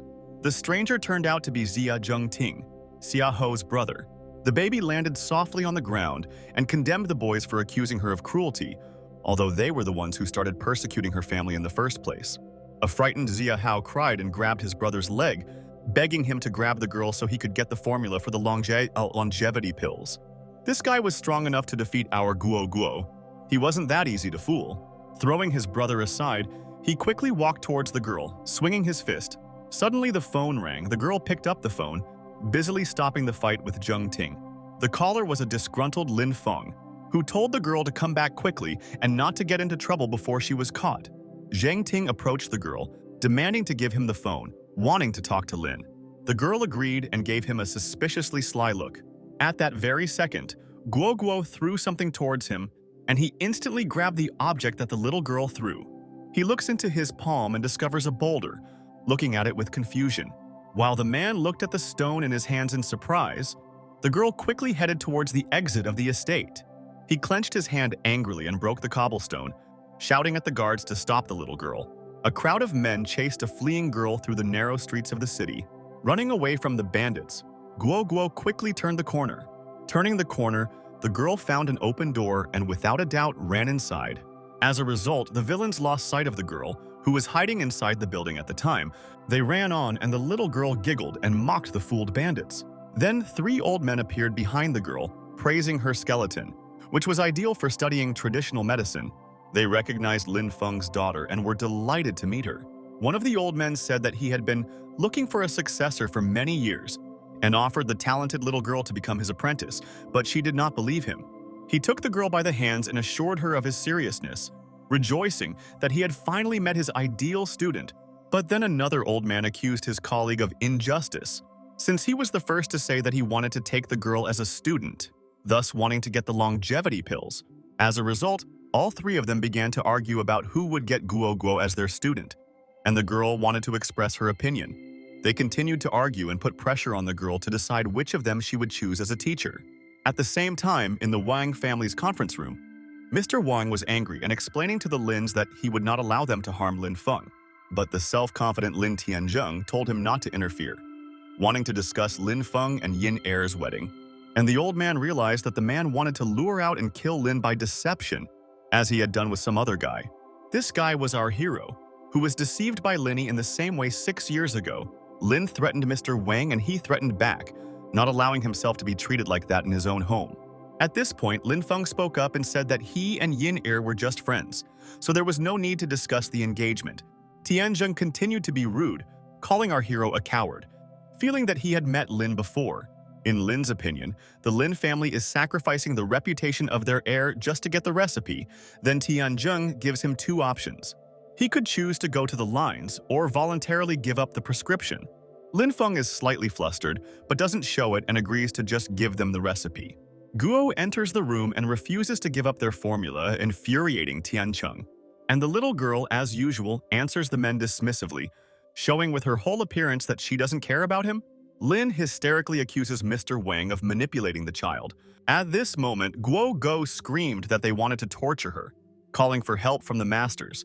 And then 3 masters enter the room carrying dozens of lollipops in their hands, wishing to fight back against those who dared to offend their student.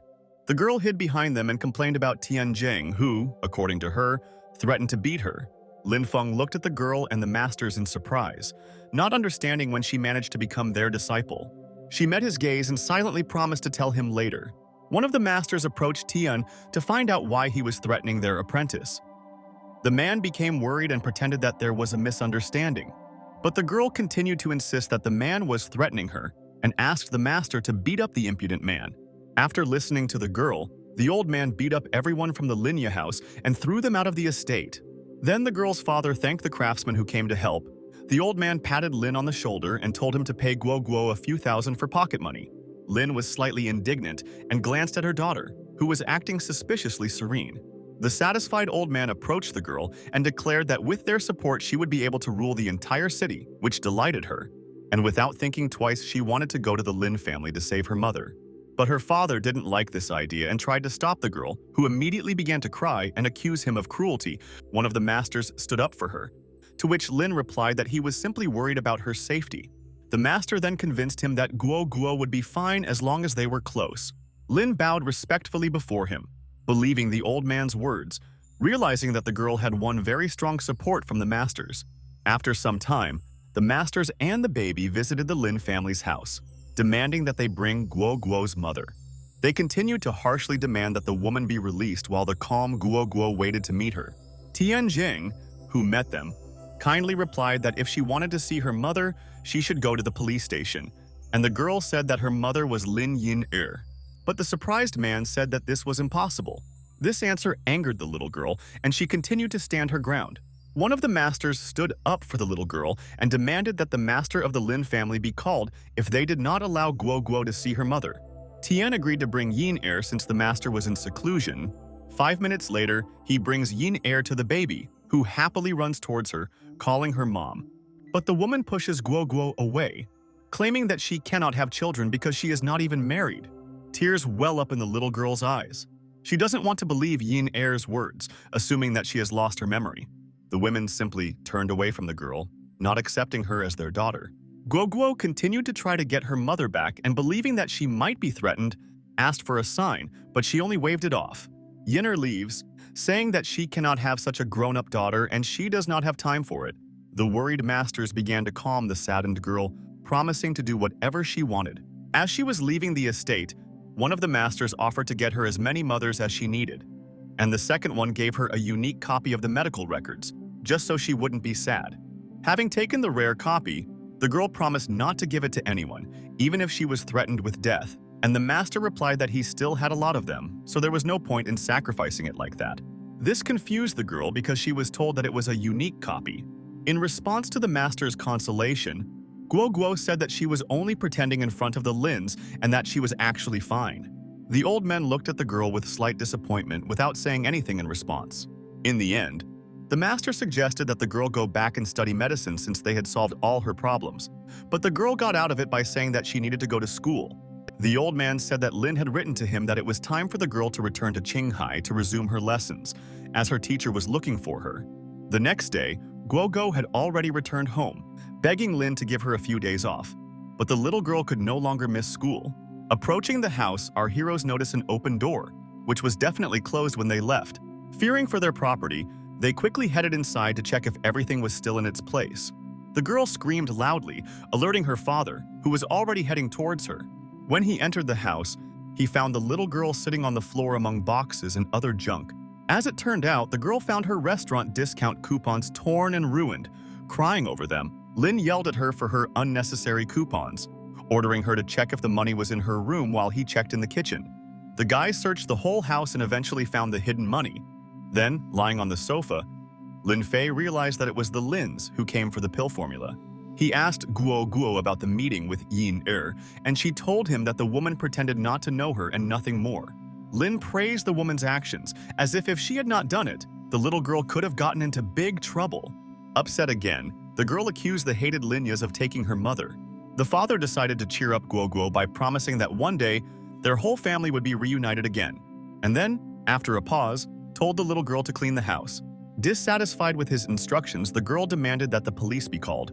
Lin replied that since Lini had left no traces, it would be useless. To get the girl to agree to clean the house, he offered her 100 yuan and a trip to a good restaurant.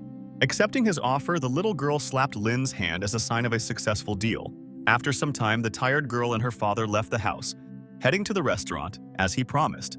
They were crossing the street when a luxurious car appeared, heading towards them at great speed. But luckily the guys managed to stop, and the car drove past them. An angry Guo Guo yelled at the driver of the car, accusing him of driving too fast on a quiet city street. And then the car began to back up. Approaching our heroes, frightened, the girl grabs her father by the hand, who tells her to figure it out herself. Then the car window opens and the little girl's classmate appears from it. She recognizes our Guo Guo and calls her a barking dog. Then a young woman gets out of the car, apologizing for the rude behavior of her naughty daughter. The girl's name is Han Lan. She is the sister of Fei Fei, Guo Guo's rude classmate. She meets our hero and they shake hands respectfully. During the handshake, Lin discreetly feels Han Lan's pulse.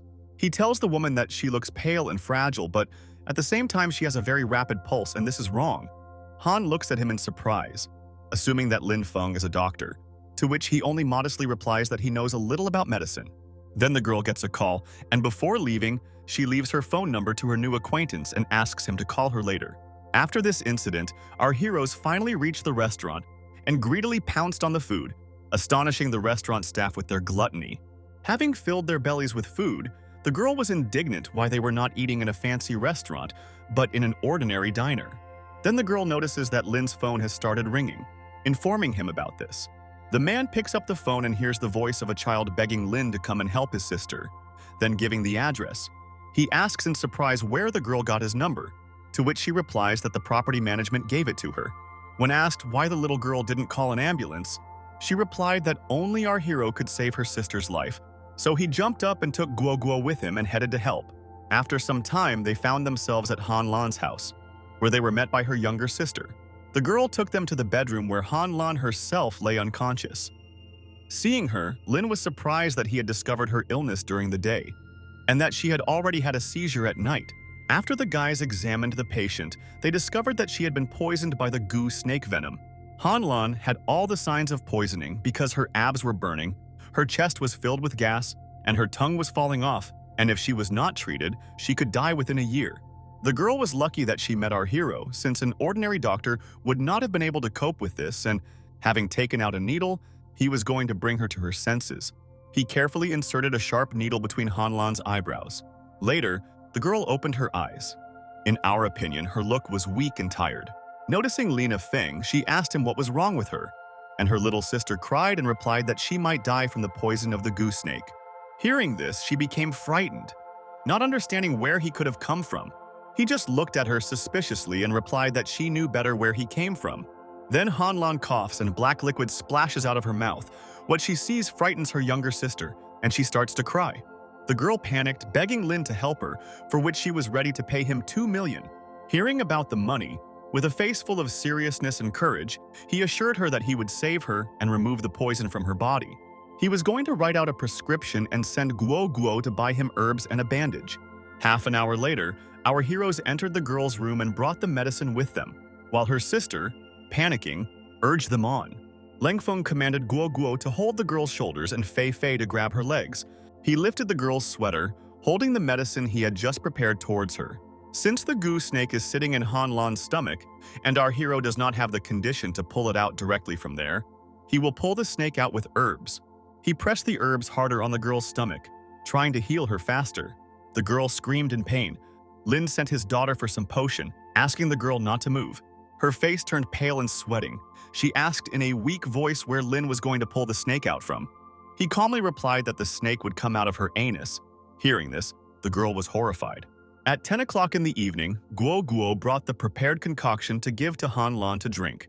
While the girl was drinking the decoction, Lin Feng told her to go to the toilet, and when the snake came out, put it in a box and under no circumstances flush it down the toilet. After trying the concoction, the girl choked and spat it out. Lin asked not to waste expensive herbs that should completely destroy the snake, so that it would not crawl into another person. After some time, Han Lan was sitting in the toilet while the others hurried her to get the snake out.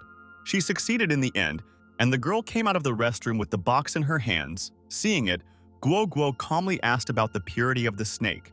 After convincing the girl that the snake was clean and came out on its own, Han Lan handed the box to Lin Feng with trembling hands. Before she could hand over the box, the girl dropped it and the lid of the box opened, and the snake that was inside fell out. Lin reacts with lightning speed and grabs the box, trying to catch the snake as it falls down. At that moment, a snake suddenly attaches itself to his wrist. While he was catching one snake, another one grabbed his hand, and it turned out to be a double snake. He tore the bastard off his hand, leaving a large hole in his wrist. Our hero immediately felt ill, and his lethargic state was noticed by little Guo Guo. He looked up at Han Lan and said to her that he had been careless and had not recognized that there was another snake hidden under one. The girl excitedly began to call an ambulance, replying that she had not noticed it either. Lin suspected something and was surprised why, instead of calling an ambulance for herself, she called him. But when Lin was poisoned, the girl hurried to call an ambulance.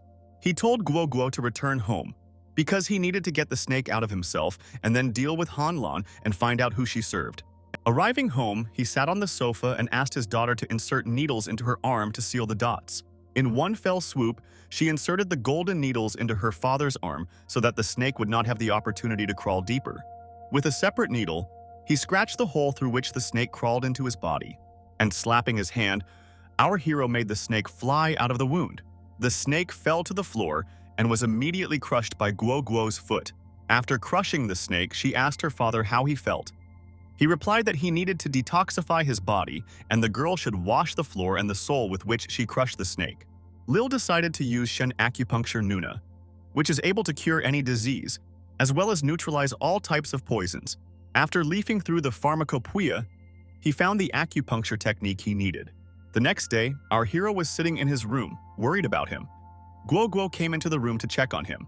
Lin was not feeling well, as he was in both physical and psychological pain, having not eaten anything since yesterday.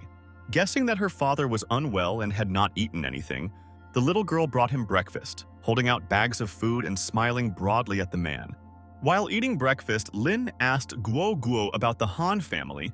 The little girl knew nothing about it, as she hated Fei Fei, Han Lan's younger sister. The man tried to understand why the Han family would poison him, since they were not enemies. Guo Guo was surprised, since she did not think that they could poison him intentionally.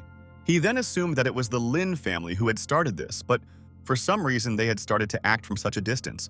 Then the doorbell rang. Probably it was someone who wanted to check on Lin's condition after yesterday's poisoning incident with the snake. He discussed his plan with Guo Guo, asking the girl to communicate with the guest while he pretended to be in a coma, and then they would see what would happen. The girl listened to his plan and agreed. I assure you that she will do everything right. Opening the door, she finds Han Lan on the threshold of the house, who came to thank the girl's father and find out how he is. Guo Guo replied that he was still unable to wake up. Why did the girl ask if the baby had called an ambulance, but she complained that she had no money? Han Lan was surprised and looked at the girl questioningly. She looked at her face and noticed crumbs and food remnants near Guo Guo's mouth. The girl quickly wiped her mouth with the sleeve of her jacket. With the most miserable and pitiful expression, she said that she spent her last 10 yuan on food, and she would have definitely called the doctor if she knew the code from the card. After listening to the girl, Han Lan said that she would go and check Ling. The little girl asked for money to call a doctor, but the woman replied that she wanted to check his condition first. She went up to his room and saw the man lying unconscious, smelling the noodles, which alerted her. After that, Han Lan said that she had things to do and headed for the exit, but the girl burst into tears, asking for money for a doctor. She gave Guo Guo a couple of bills and left, promising to visit them soon. The girl looked at the money the girl handed her, discovering that she had only given her 500 yuan. As soon as Han Lan left, Lina went down to his daughter asking how everything went. In response, the girl showed him the money and offered to divide it. He did not appreciate the girl's offer and replied that he would take 300 yuan and leave her 200. Then the doorbell rang again, and Guo Guo went to open it. But before opening the door, the girl looked through the peephole, telling her father that Lonnie had fallen for their trick. She opened the door slightly, preparing for any outcome. And then a whole crowd of guards ran into the house, almost knocking the girl off her feet. Mr. Tan entered the house in a wheelchair after the guards, and an unknown man followed him. The girl looked angrily at the already familiar scoundrel, accusing him of attempting to kill her father. He replied that her father was poisoned and would die unless he took the antidote, so the little girl must do whatever she was told to do to get it. At this moment, Lina Feng came down the stairs lazily stretching, leaving Mr. Tang confused because he had thought all this time that Lina was in a coma. An unknown man said that all he had to do was give him the order, and the creature inside our hero would torment his body. Mr. Tan immediately demanded that the man begin, and he began looking for his tool. After a few seconds, he takes out something that looks like a child's drum on a stick. This sight surprises and amuses our heroes, who did not expect that his magic instrument would look so childish. and he decided to teach him a lesson and put it into action.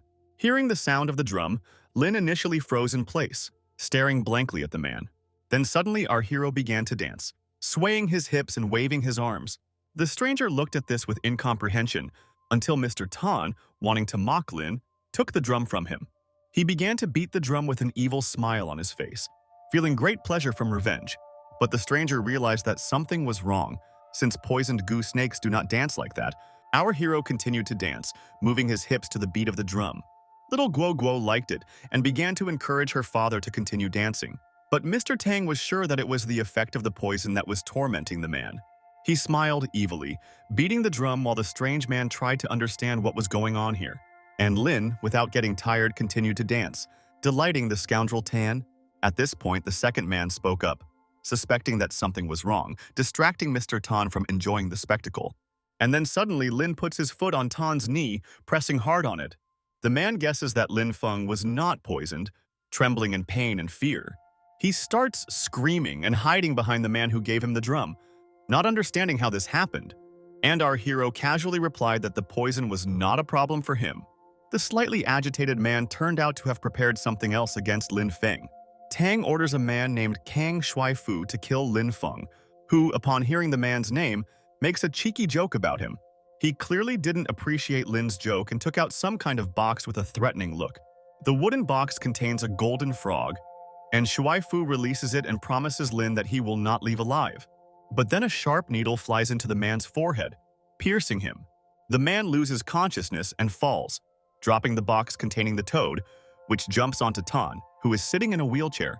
Watching this picture, the father and daughter only look at the men with disdain. A frightened Mr. Tan ordered the guards to remove the golden toad from him immediately, but Lin interrupted him and said that it was dangerous to touch the golden toad, and Tang asked why. Before answering his question, our hero throws a needle in his direction. And when he gets into the golden toad, Lin replies that it can spit out poison, which of course comes out of it after Lin Feng sticks a needle into it. Mr. Tan, terrified to death, begs for help, agreeing to do anything. Hearing that Tang will pay whatever Ling and Guo Guo want, our hero approaches the toad sitting on Tang's chair and carefully takes the needle out of it. After he does this, the toad spits out a strange purple liquid, which is probably poison. The man cries in pain and fear in his chair, blaming Lin. Lin Feng steps away and a little girl approaches the chair, trying to take the toad and help the man.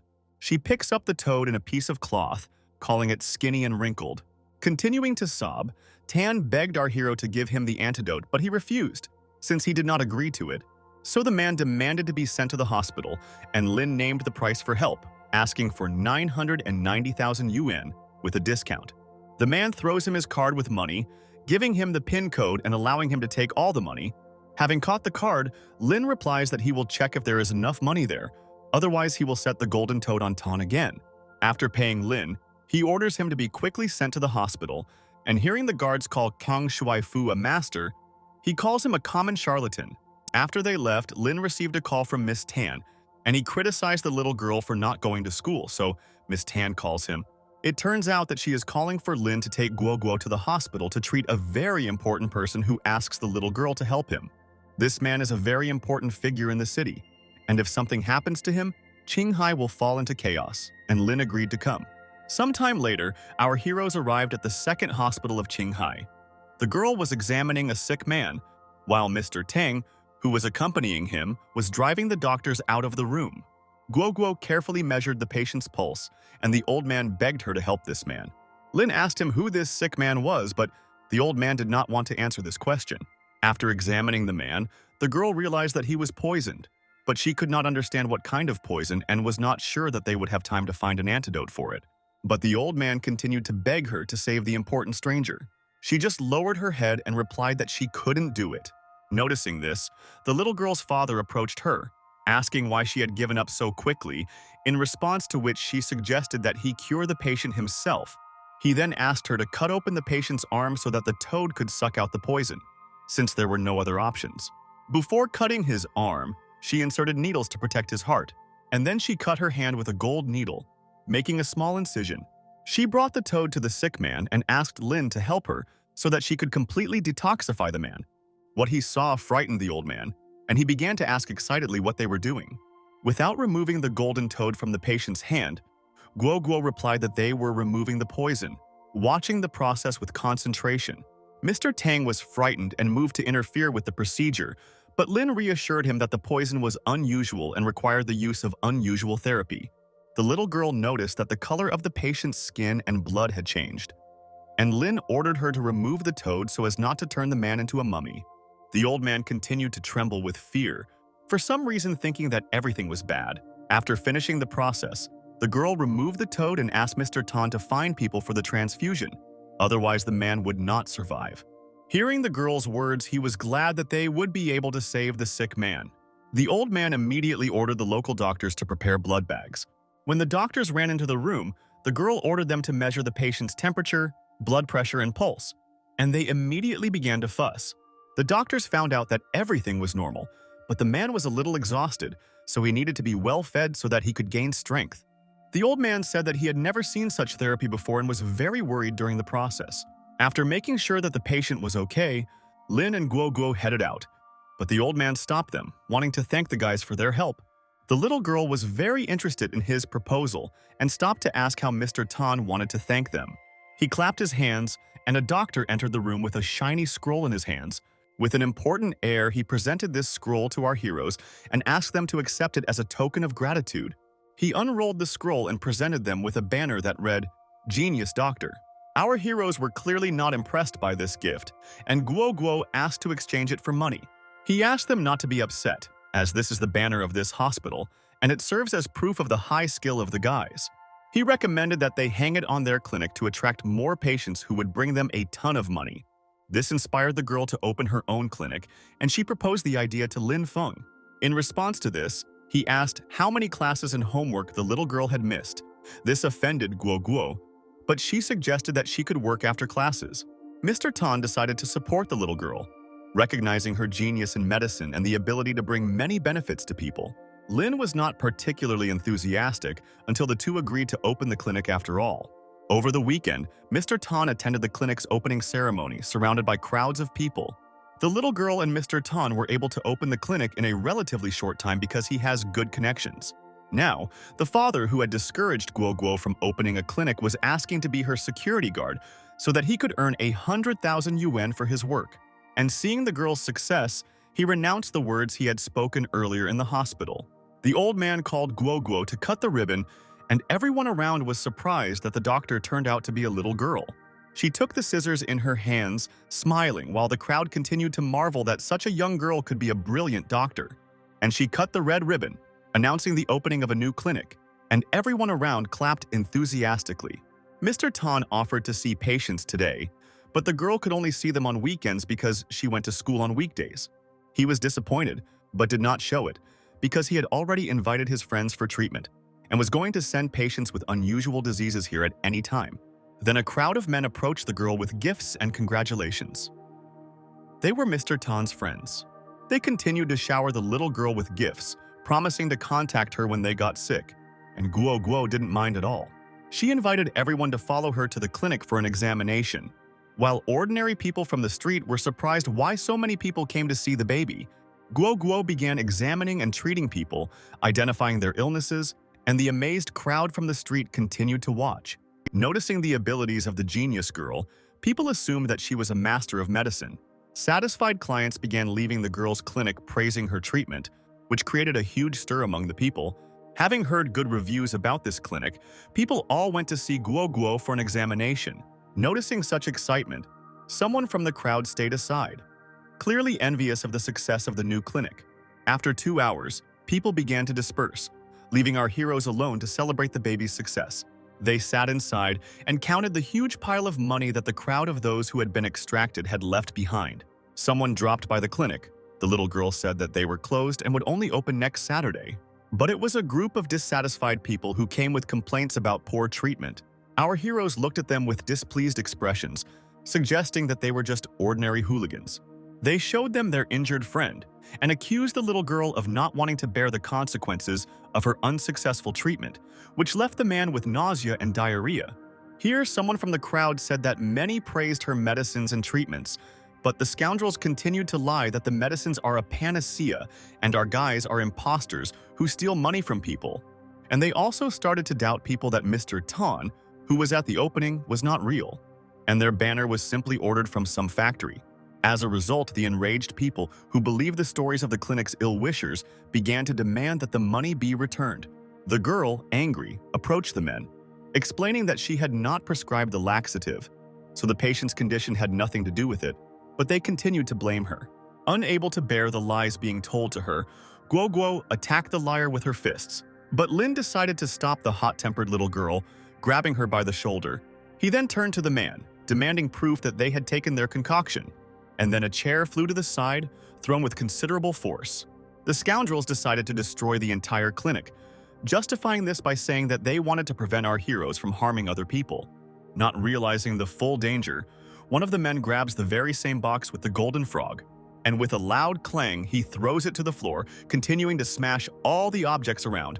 Hearing the croaking of a frog, the man becomes frightened, his eyes wide open. Frog jumps onto his leg, clinging tightly to it, making the man even more agitated. Then suddenly and unexpectedly, he jumps from his foot somewhere up, towards his face, and it lands right on the bastard's nose, and the frightened man's face distorts in panic. Our heroes watched this with indifference, surprised that the man dared to anger the golden toad. Eventually, the toad jumped off, and the man felt a strong pain on his face, screaming and writhing from the unpleasant sensation. Lin told the man that it was a poisonous golden toad, and Guo Guo added that ordinary doctors did not know how to neutralize its poison.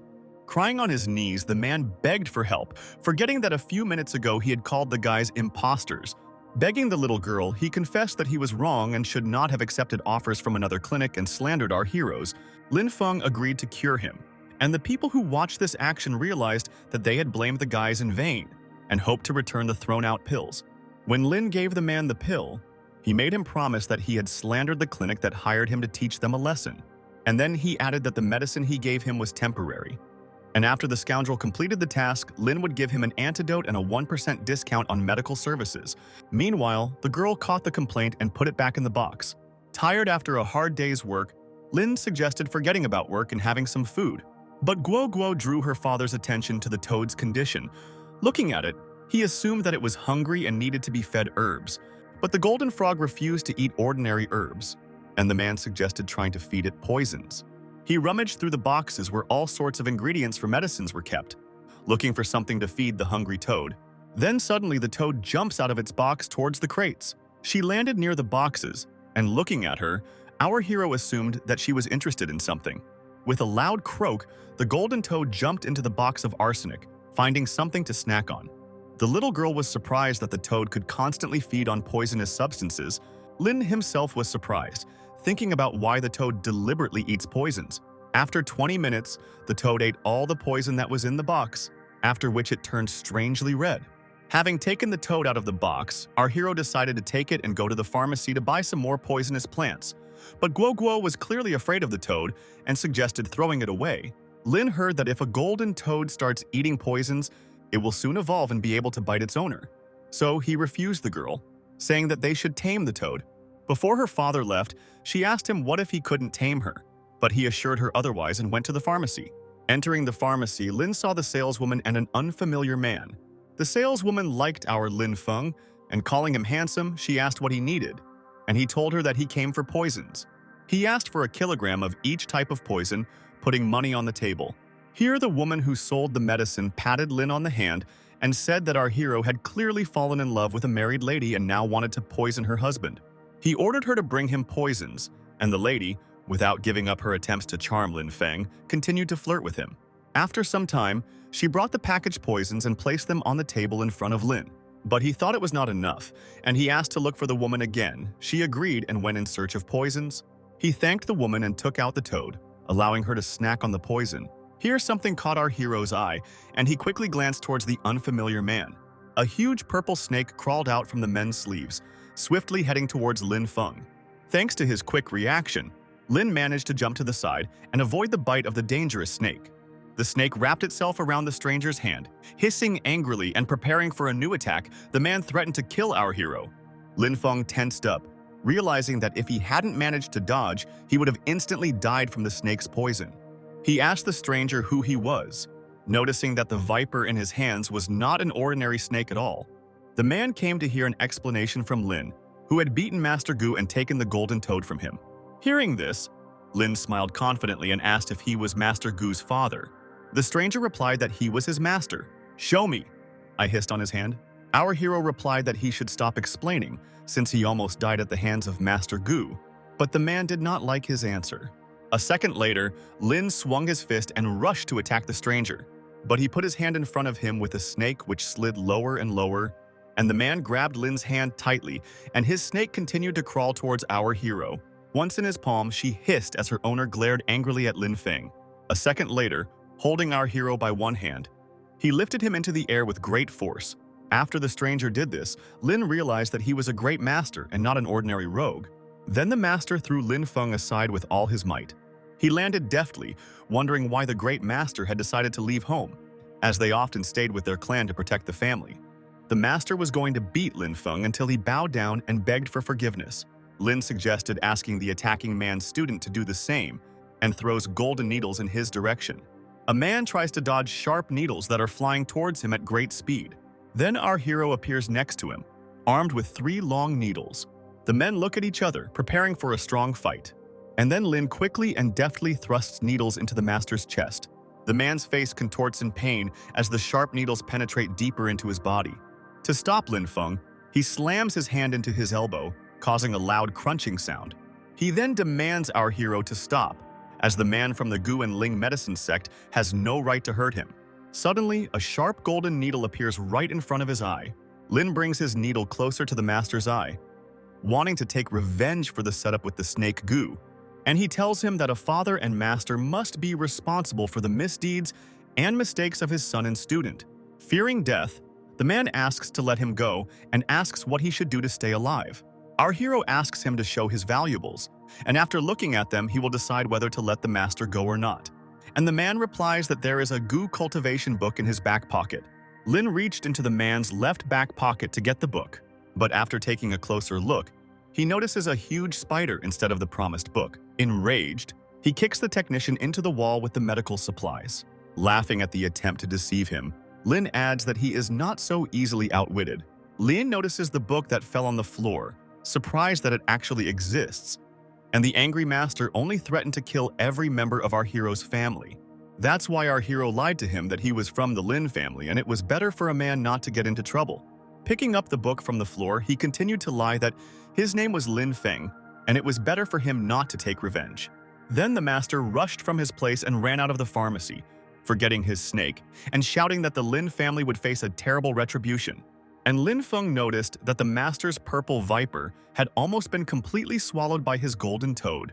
Having taken the toad and was about to leave, he was stopped by the saleswoman, who asked for compensation for the destruction of the pharmacy. He told her to contact Mr. Tan and tried to stop the fleeing master. After some time, Lin returned back to the clinic. Guo Guoxi noticed how badly he was beaten, assuming that he had fought with the master, and he said that with the help of wisdom he was able to escape. The girl went to prepare a decoction for him, advising her father to drink the medicine to nourish the body and brain. Then Miss Bai came into the clinic asking how Lin Feng was doing, who was very grateful to her grandfather for the acupuncture technique. As it turned out, she came not just to find out how Lina was doing, but to tell her that her grandfather had died. This information greatly shocked Lin, as he saw the old man absolutely healthy and plus he had longevity pills. Bai Ru then revealed that the Lin family and the Xia family had started working together and that Ying would marry Xia He, and Lina warned that they had sent someone to kill him, warning the man to be careful. Our hero thanked her and said goodbye, clenching his fists in anger and resentment towards the Lin family. He vowed to defeat them, even if they thought he was still that helpless boy. Before he could come to his senses, the front door was broken down with a bang, and a gang of armed thugs entered the clinic. He immediately billed them at the door, showing the code for payment, and wondered if it was really Bai Zhou who brought them here. The man from that gang replied that they were from the Lin family, so our hero shouldn't talk to them like that. But this doesn't frighten Lina at all. And with a detached face, he throws a bunch of needles towards the bandits. The needles pierced the men's legs and they immediately fell to their knees in front of Lin Feng, pitifully begging for mercy. And he replies with a gloomy look that he will not spare a single Lin. The man confesses that they are actually from the Xia family, who ordered the execution of our hero. But this does not affect Lin in any way, and he still promises to kill them. Here, Lin finds a bottle in his hands, and he promises to let the bandits go if each of them takes a pill. But the scoundrels are very scared, thinking that he is forcing them to drink poison. Lin told them to take the pills and return to Jingdu, tell Xia Hao that they had killed him, and then wait for his instructions. Having remembered all his instructions, they headed for the exit. Lin stopped the men, clutching a wad of paper in his hand. He reminded the bandits to pay 34 million yuan for the broken door and threw them a piece of paper with a card number. The men clearly didn't like the price that was announced and weren't particularly willing to pay it. But Lin threatened them by twirling a bottle of pills. The whole gang immediately scattered, heading towards their cars, wanting to get away from our Lin as quickly as possible. They left, hoping to return and try to neutralize the poison themselves without rushing to surrender to Feng. After the gang left, Lin called the store to buy new doors, but another figure appeared at the clinic's doorstep. Our hero notices him, assuming that the stranger who came is from the Lin family. The stranger called Lin Yin Air's lover and pointed his finger at him, saying that he thought he would look cooler. As it turned out, the stranger came to kill Feng, offering him the last word. In response, our hero called the guy arrogant, while pouring tea into cups and adding that the Lin family sent the guy to certain death. The guy was angered by this answer, as he wanted to defeat our hero as soon as possible. Pouring tea into a cup, Lin hands it to the guy, assuming that he is tired from the journey. The guy takes the cup from Lin's hands and drinks the tea, while Feng stands and smiles slyly, not understanding how the guy can underestimate him so much. Having drunk all the tea to the bottom, the guy notices that his head is starting to spin. Lin looks at the guy's reaction and replies that he didn't drink tea, but a liquid that will make him lose consciousness. And at that very second, the guy cannot stand on his feet and falls unconscious. Gu enters the room and, seeing this picture, asks his father what happened. The girl gives the prepared broth to Lin and examines the guy, who is lying on the floor unconscious. After drinking the brew, Lin suggests that the girl leave the stranger and go get a bite to eat while the clinic's door is being replaced. As they leave, the master heads towards the door, looking at the consequences of everything that happened in the clinic with surprise. I'm thinking about asking for more money to replace the door. Meanwhile, our heroes come to a local bar to have a bite to eat. And then a young attractive girl crashes into Lina. But Lin pushes her away, asking her in a displeased voice not to use it just because she is a girl. The beauty winks and flirts, telling him that she smelled something from her youth on him. To which our hero replies that he hasn't washed for a month and stinks terribly, and asks the girl if her youth really smelled that bad. Eventually, the boys moved on, leaving the girl behind. Then a group of women in suits approached her, asking about her progress with Lin. One of the women suggested that he had guessed everything, or that he was pretending because the man was with his daughter. The Lin family sent more people to kill Lin, and they were also alarmed that there was no news from Lin Kong, who was currently unconscious in our guy's clinic. Guo Guo praised her father for his steadfastness in front of the beauty, to which he replied that such girls are simply captivated by his handsome face. The father's words caused the girl to feel disgust and a gag reflex. Returning to their clinic, they found the door open and were surprised why the master did not close it behind him. When they went inside, they saw that the clinic was empty and that the guy was nowhere to be found. Our hero understands that the Lini seriously want to get rid of him and decides to send his daughter to the mountain. But the little girl is not happy with this decision, and she refuses to go, wanting to help her father, no matter how much he convinces her that it is becoming more dangerous to be around him. Eventually, he gives in and allows the girl to stay with him, asking her to listen to him. The door creaks in the room and another guest enters the clinic. The person who enters turns out to be Mr. Wang Feng, whose appearance surprises our hero. Wang shakes Lin's hand firmly, happy that he finally got to him. The man says that he came to warn Lin and decided not to call so that he would not be overheard. He urges Lina to pack her things and flee with Guo Guo to avoid danger. Noticing Guo Guo, who was listening attentively to their conversation, Lin asks her to go and make tea for Uncle Wang. The disgruntled little girl pouts, crosses her arms over her chest, and leaves to fulfill her father's request. Mr. Wang tells our hero that Yin Er is getting married, and in order to prove her innocence, the Lin family intends to destroy Lin Feng, with whom, according to rumors, the girl is in love. This doesn't really scare Ling, and then Wang asks if Ling knows about Wei Wei, and if it's true that Guo Guo is her daughter. Hearing this from Van, our hero noticeably darkens. His face becomes serious and stern. The changes in Lin's face frightened Mr. Wang, who cannot bear the man's angry gaze. Shaking with tension, Mr. Wang revealed that the Lins knew that our hero was still alive and determined to kill him. And Lin wondered how the man knew all this. As it turned out, Yiner told Wei Wei about him and Guo Guo, but they were listened to and now the Lini know everything. Then Wang added with a saddened look that it was not only Yin Er who wanted to marry Lini, but also Wei Wei. It seems that after these words, our hero became even more furious, clenching his fists and cursing the Lin family. Noticing Lin's condition, Mr. Wang Feng asked him to take Guo Guo and leave, not to fight the Lins until he was strong enough to do so. But Feng already had his own plan. The man continued to persuade the stubborn Lin, telling him that Wei Wei was marrying a man from the Falling Star sect, and our hero would not be able to defeat him. In response, Lin Feng only asked when the wedding would take place. An excited Wang, gritting his teeth, replied that the wedding was in 3 days. Lin waved off his worried friend's reservations not to interfere and waved goodbye to him. The little girl returned to them and brought the prepared tea, noticing that Mr. Wang was already leaving. She was surprised, but Lin only replied that it was time for them to return home. And slightly puzzled, bowing his head, he informed her that in a couple of days the girl would finally see her mother.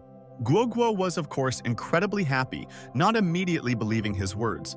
Lin assured the little girl that if they didn't go, they would never return her, and extended his hand to the girl. The girl slapped her father's palm, sealing her promise to return her mother with a handshake.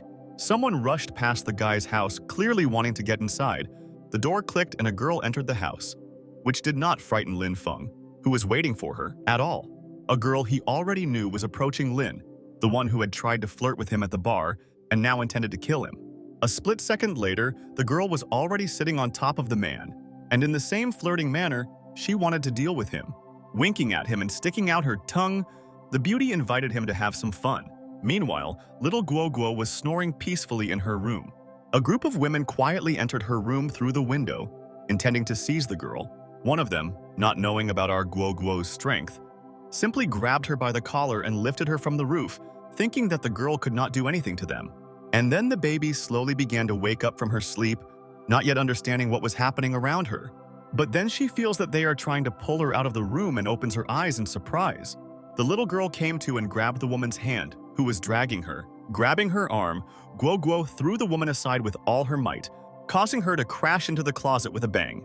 A group of women are shocked by what is happening, but they do not give up trying to grab the baby, who clearly will not give up to them so easily. They ran towards her, wanting to steal the girl and do it in such a way that no one downstairs could hear what was happening in her room. Guo Gu is not afraid at all, and with a confident grin, he prepares for a fight.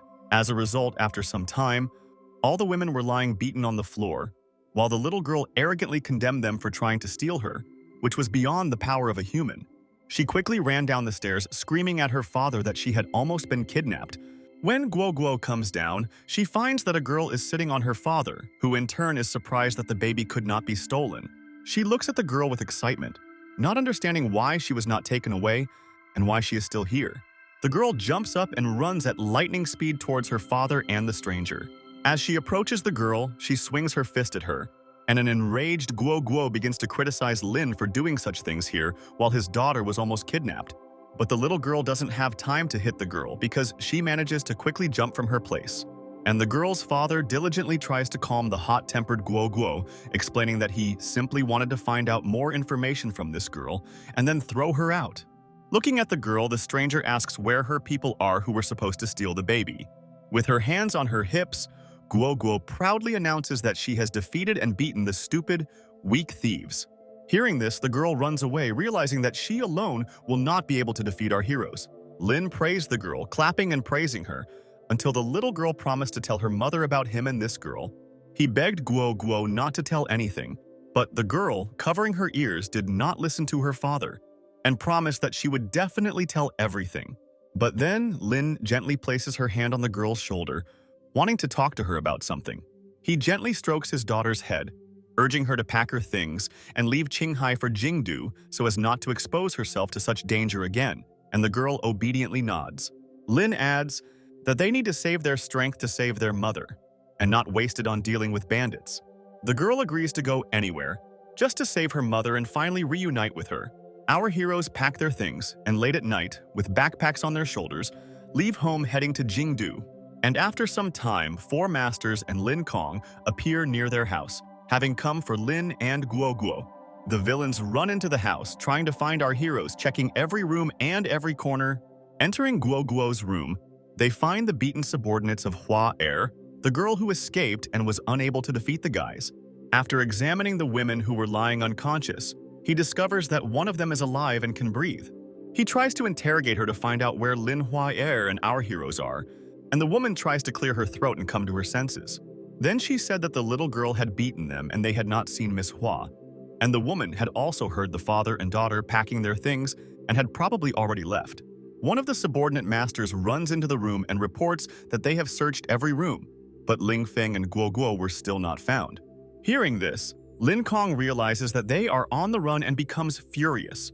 He jumps up from his seat and runs out of the house with his subordinates, commanding the masters to immediately find our heroes. Meanwhile, late at night in the Love Hotel, the backpack is thrown onto the bed and lands on it, sending clumps of dust into the air. Following the backpack, Lin Feng plops down on the bed, intending to sleep before taking the first train with Guo Guo to Jingdu. But the girl doesn't like this place, and the father replies that they only had to pay 50 yuan per night, so it's bearable. Then he listens and hears footsteps heading towards their room. Then the door was suddenly knocked down, and Lin Hua Er and 4 masters appeared on the threshold of the room. The girl shouts that she has finally found Lin Feng, and with the 4 great masters will defeat our heroes. Lin furrowed his brows in anger and asked Hua Er how she was able to find him. But she doesn't answer at all, and orders the masters to kill him and seize Guo Guo, and they immediately jump up and run to attack our hero. Hua Er couldn't fail this matter again since Lin Kong had entrusted it to her after returning to his family for safety. The men surrounded Lin, who stood unmoved in his place, his hands in his pockets. He loudly ordered them to kneel before him, releasing the golden poisonous toad from his hands. The masters watched Lin in bewilderment, looking questioningly at his actions. The golden toad landed between them and began to emit a golden glow that spread out in different directions. And then 2 of the masters landed on their knees, the faces of the scoundrels expressing shock and surprise. And Hua Er, who was standing behind, thought with horror on her face that Lin had defeated the masters with 1 finger, since she was unable to see what happened while standing behind the masters. Frightened by what she saw, she ordered the masters to retreat, once again convinced that they would not defeat our hero. The girl was given information that Lin had serious internal injuries and would not survive the fight, but everything turned out differently than she was told. But Lin Feng wasn't going to let them go so easily, and sent little Guo Guo to teach them a lesson. The girl quickly overtook the fleeing villains, preparing sharp needles and holding them in her hands. He jumped forward with them. The girl deftly threw the needles in their direction, and the sharp weapons, glittering, flew to the sides. The needles hit the 2 masters precisely, depriving them of the opportunity to continue fighting, and Hua Er was left to wait her turn. The poor girl was scared to death of our little one, her face contorting in horror. And she tried to run away from Guo Guo, but as soon as Hua Er jumped up, the girl quickly headed towards her. And in the end, the little girl catches up with the girl, delivering a powerful blow to her back, completely disarming her. At this time, Ya Lin is dealing with those 2 masters who are kneeling before him, trembling. He tells them that the people who come to kill him always fail in their mission. The men listen to him in fear, not taking their eyes off the man. Then he carefully picks up the toad that was able to poison the offenders without him noticing. Lin hides it without them noticing, trying to keep her golden toad a secret. Guo Guo brings the escaped scoundrels to her father, whom she managed to scare quite a bit, and asks him what to do with them. With a grim look, he says that he is going to kill them, since the Lini never spared him and little Guo Guo. Hearing this, Hua Er began to beg Ling to let them go, as they were simply following orders, but the master sitting next to her condemns the girl for her lack of honor. Guo then talks about how he and his father might get into trouble if they kill those bastards. Then he asks the little girl what other options they might have. Our heroes agree on something among themselves, having come up with an idea of revenge for these scoundrels. Lin and Guo Guo take out vials of poison, and the little girl with the scary face invites them to try the poison she created. All 5 are horrified when they hear the girl's words. Of course, none of them wants to part with their lives like this. And Guo Guo offers everyone to drink 1 bottle. Then one of the masters speaks up, once again threatening to kill Lin, but he doesn't have time to finish. Lin immediately throws something towards the man, stabbed the man right in the bridge of his nose, piercing a point between his eyebrows. The master immediately falls down, spitting out a stream of blood, while the others, watching what happened, scream in horror. Our hero looks at them darkly and angrily, making it clear that he is not afraid to fight back. And then, in one voice, crying, they agreed to take the poison pill that Guo Guo offered. Crawling on their knees before the girl, they agreed to accept them, just to survive. After they take the pills, the girl declares them her slaves, and they will only get the antidote if they listen to her orders. Hua promises to serve the little girl until her death, wanting to convince her of his loyalty. Lin Feng then takes off his shirt, causing the girl to ask a question. Our hero throws her a sweater and explains that she should drip blood on it and tell the Lins that he was killed. He hopes that these people are smart enough not to betray him and will do everything as they were asked. Guo Guo unties them. The girl gets to her feet and replies that now it is better for her and the masters to retreat. Lin kicks the master's immobilized body, ordering him to be taken away too.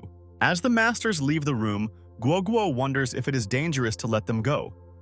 But Feng assures her that they will die if they betray him, since they took his pills. The black minibus with the villains quickly sped through the city, moving further away from our hero. While I was driving in the car, Hua was discussing with someone on the phone that they had successfully completed the case but had lost one of the craftsmen. On the other end of the phone, someone was very happy that they were able to kill Lin Feng with only one master lost, and then asked about Guo Guo. The girl replied that the baby had run away, but they had already sent people after her. But for her interlocutor, the main thing was that Lin Feng was dead. He was going to notify the Lins of this news so that they could calmly prepare for the wedding. 2 days later, in Jingdu, the Lin family celebrated a wedding at their estate, warmly welcoming guests, among whom our heroes hid. Our heroes passed through the gate quite easily, which surprised the little girl, but her father warned her, advising her to be careful, as getting out would be much more difficult. Guoyogo was eager to see her mother and wanted to find her as soon as possible. After receiving a message on her phone, Lin replied to the girl that they would know where to find her pretty soon. Lin Hua wrote to him that Lin Yi was in the backyard of Qing Shui Pavilion. Before heading there, our hero grabs an appetizer from the tray held by the waiter. The waiter looks in surprise at the man who is walking away with a little girl in a hood. There was security at the entrance to the pavilion, so our heroes watched the area, hiding behind the bushes. Lin Feng realized that they wouldn't be able to enter through the front door, so he suggested sneaking in through the side entrance. Meanwhile, in the pavilion, 2 sisters were preparing for the wedding.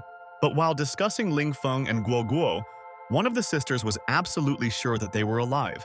The girl claimed that if he made a promise to her, he would not die until he fulfilled it. Yin'er asked if her sister was sure that he would come for her today. But Wei Wei was firmly convinced that Lin Feng would not abandon her, and would definitely come for her on that day. Then she asked her sister to tell her more. Guo Guo Yin'er told her about the baby's intelligence and mischief. Then she wanted to tell her how she called her mommy. But then the door creaked, and the little girl's voice was heard. She said the word that Yin'er had managed to pronounce. The girl at first did not understand what was going on, thinking that her sister had said it to her. But when she recognized the baby's voice, she was surprised and didn't understand what she was doing here. The 2 sisters looked in shock at Guo Guo, who had just run into the room a second ago. The little girl was confused, not understanding why there were 2 of them, and why they looked so similar to each other, trying to figure out which one of them was her mother. Seeing the little girl, Wei Wei ran up to her in tears, hugging her confused daughter tightly. Wanting to explain everything to the girl, Yin'er said that Wei Wei was actually her mother, and she was her aunt. Guo's mother, looking at her little daughter, tearfully asked her to forgive her. She tearfully apologized for not being with the baby all this time, and meanwhile, Lin Feng stood outside the door, listening to their conversation. He recognized Wei Wei's voice and lowered his head a little sadly, still not intending to go to her. Then he called Guo Guo because he heard someone coming their way, so they had to leave quickly. While the man was saying this, Wei Wei realized that it was her Lin Feng. Obeying her father, the girl quickly ran out of the room, telling her mother not to worry, because they would soon free her and Yin'er. Continuing to cry, the woman tried to stop Guo Guo, but her sister calmed her down so that she would not attract unnecessary attention.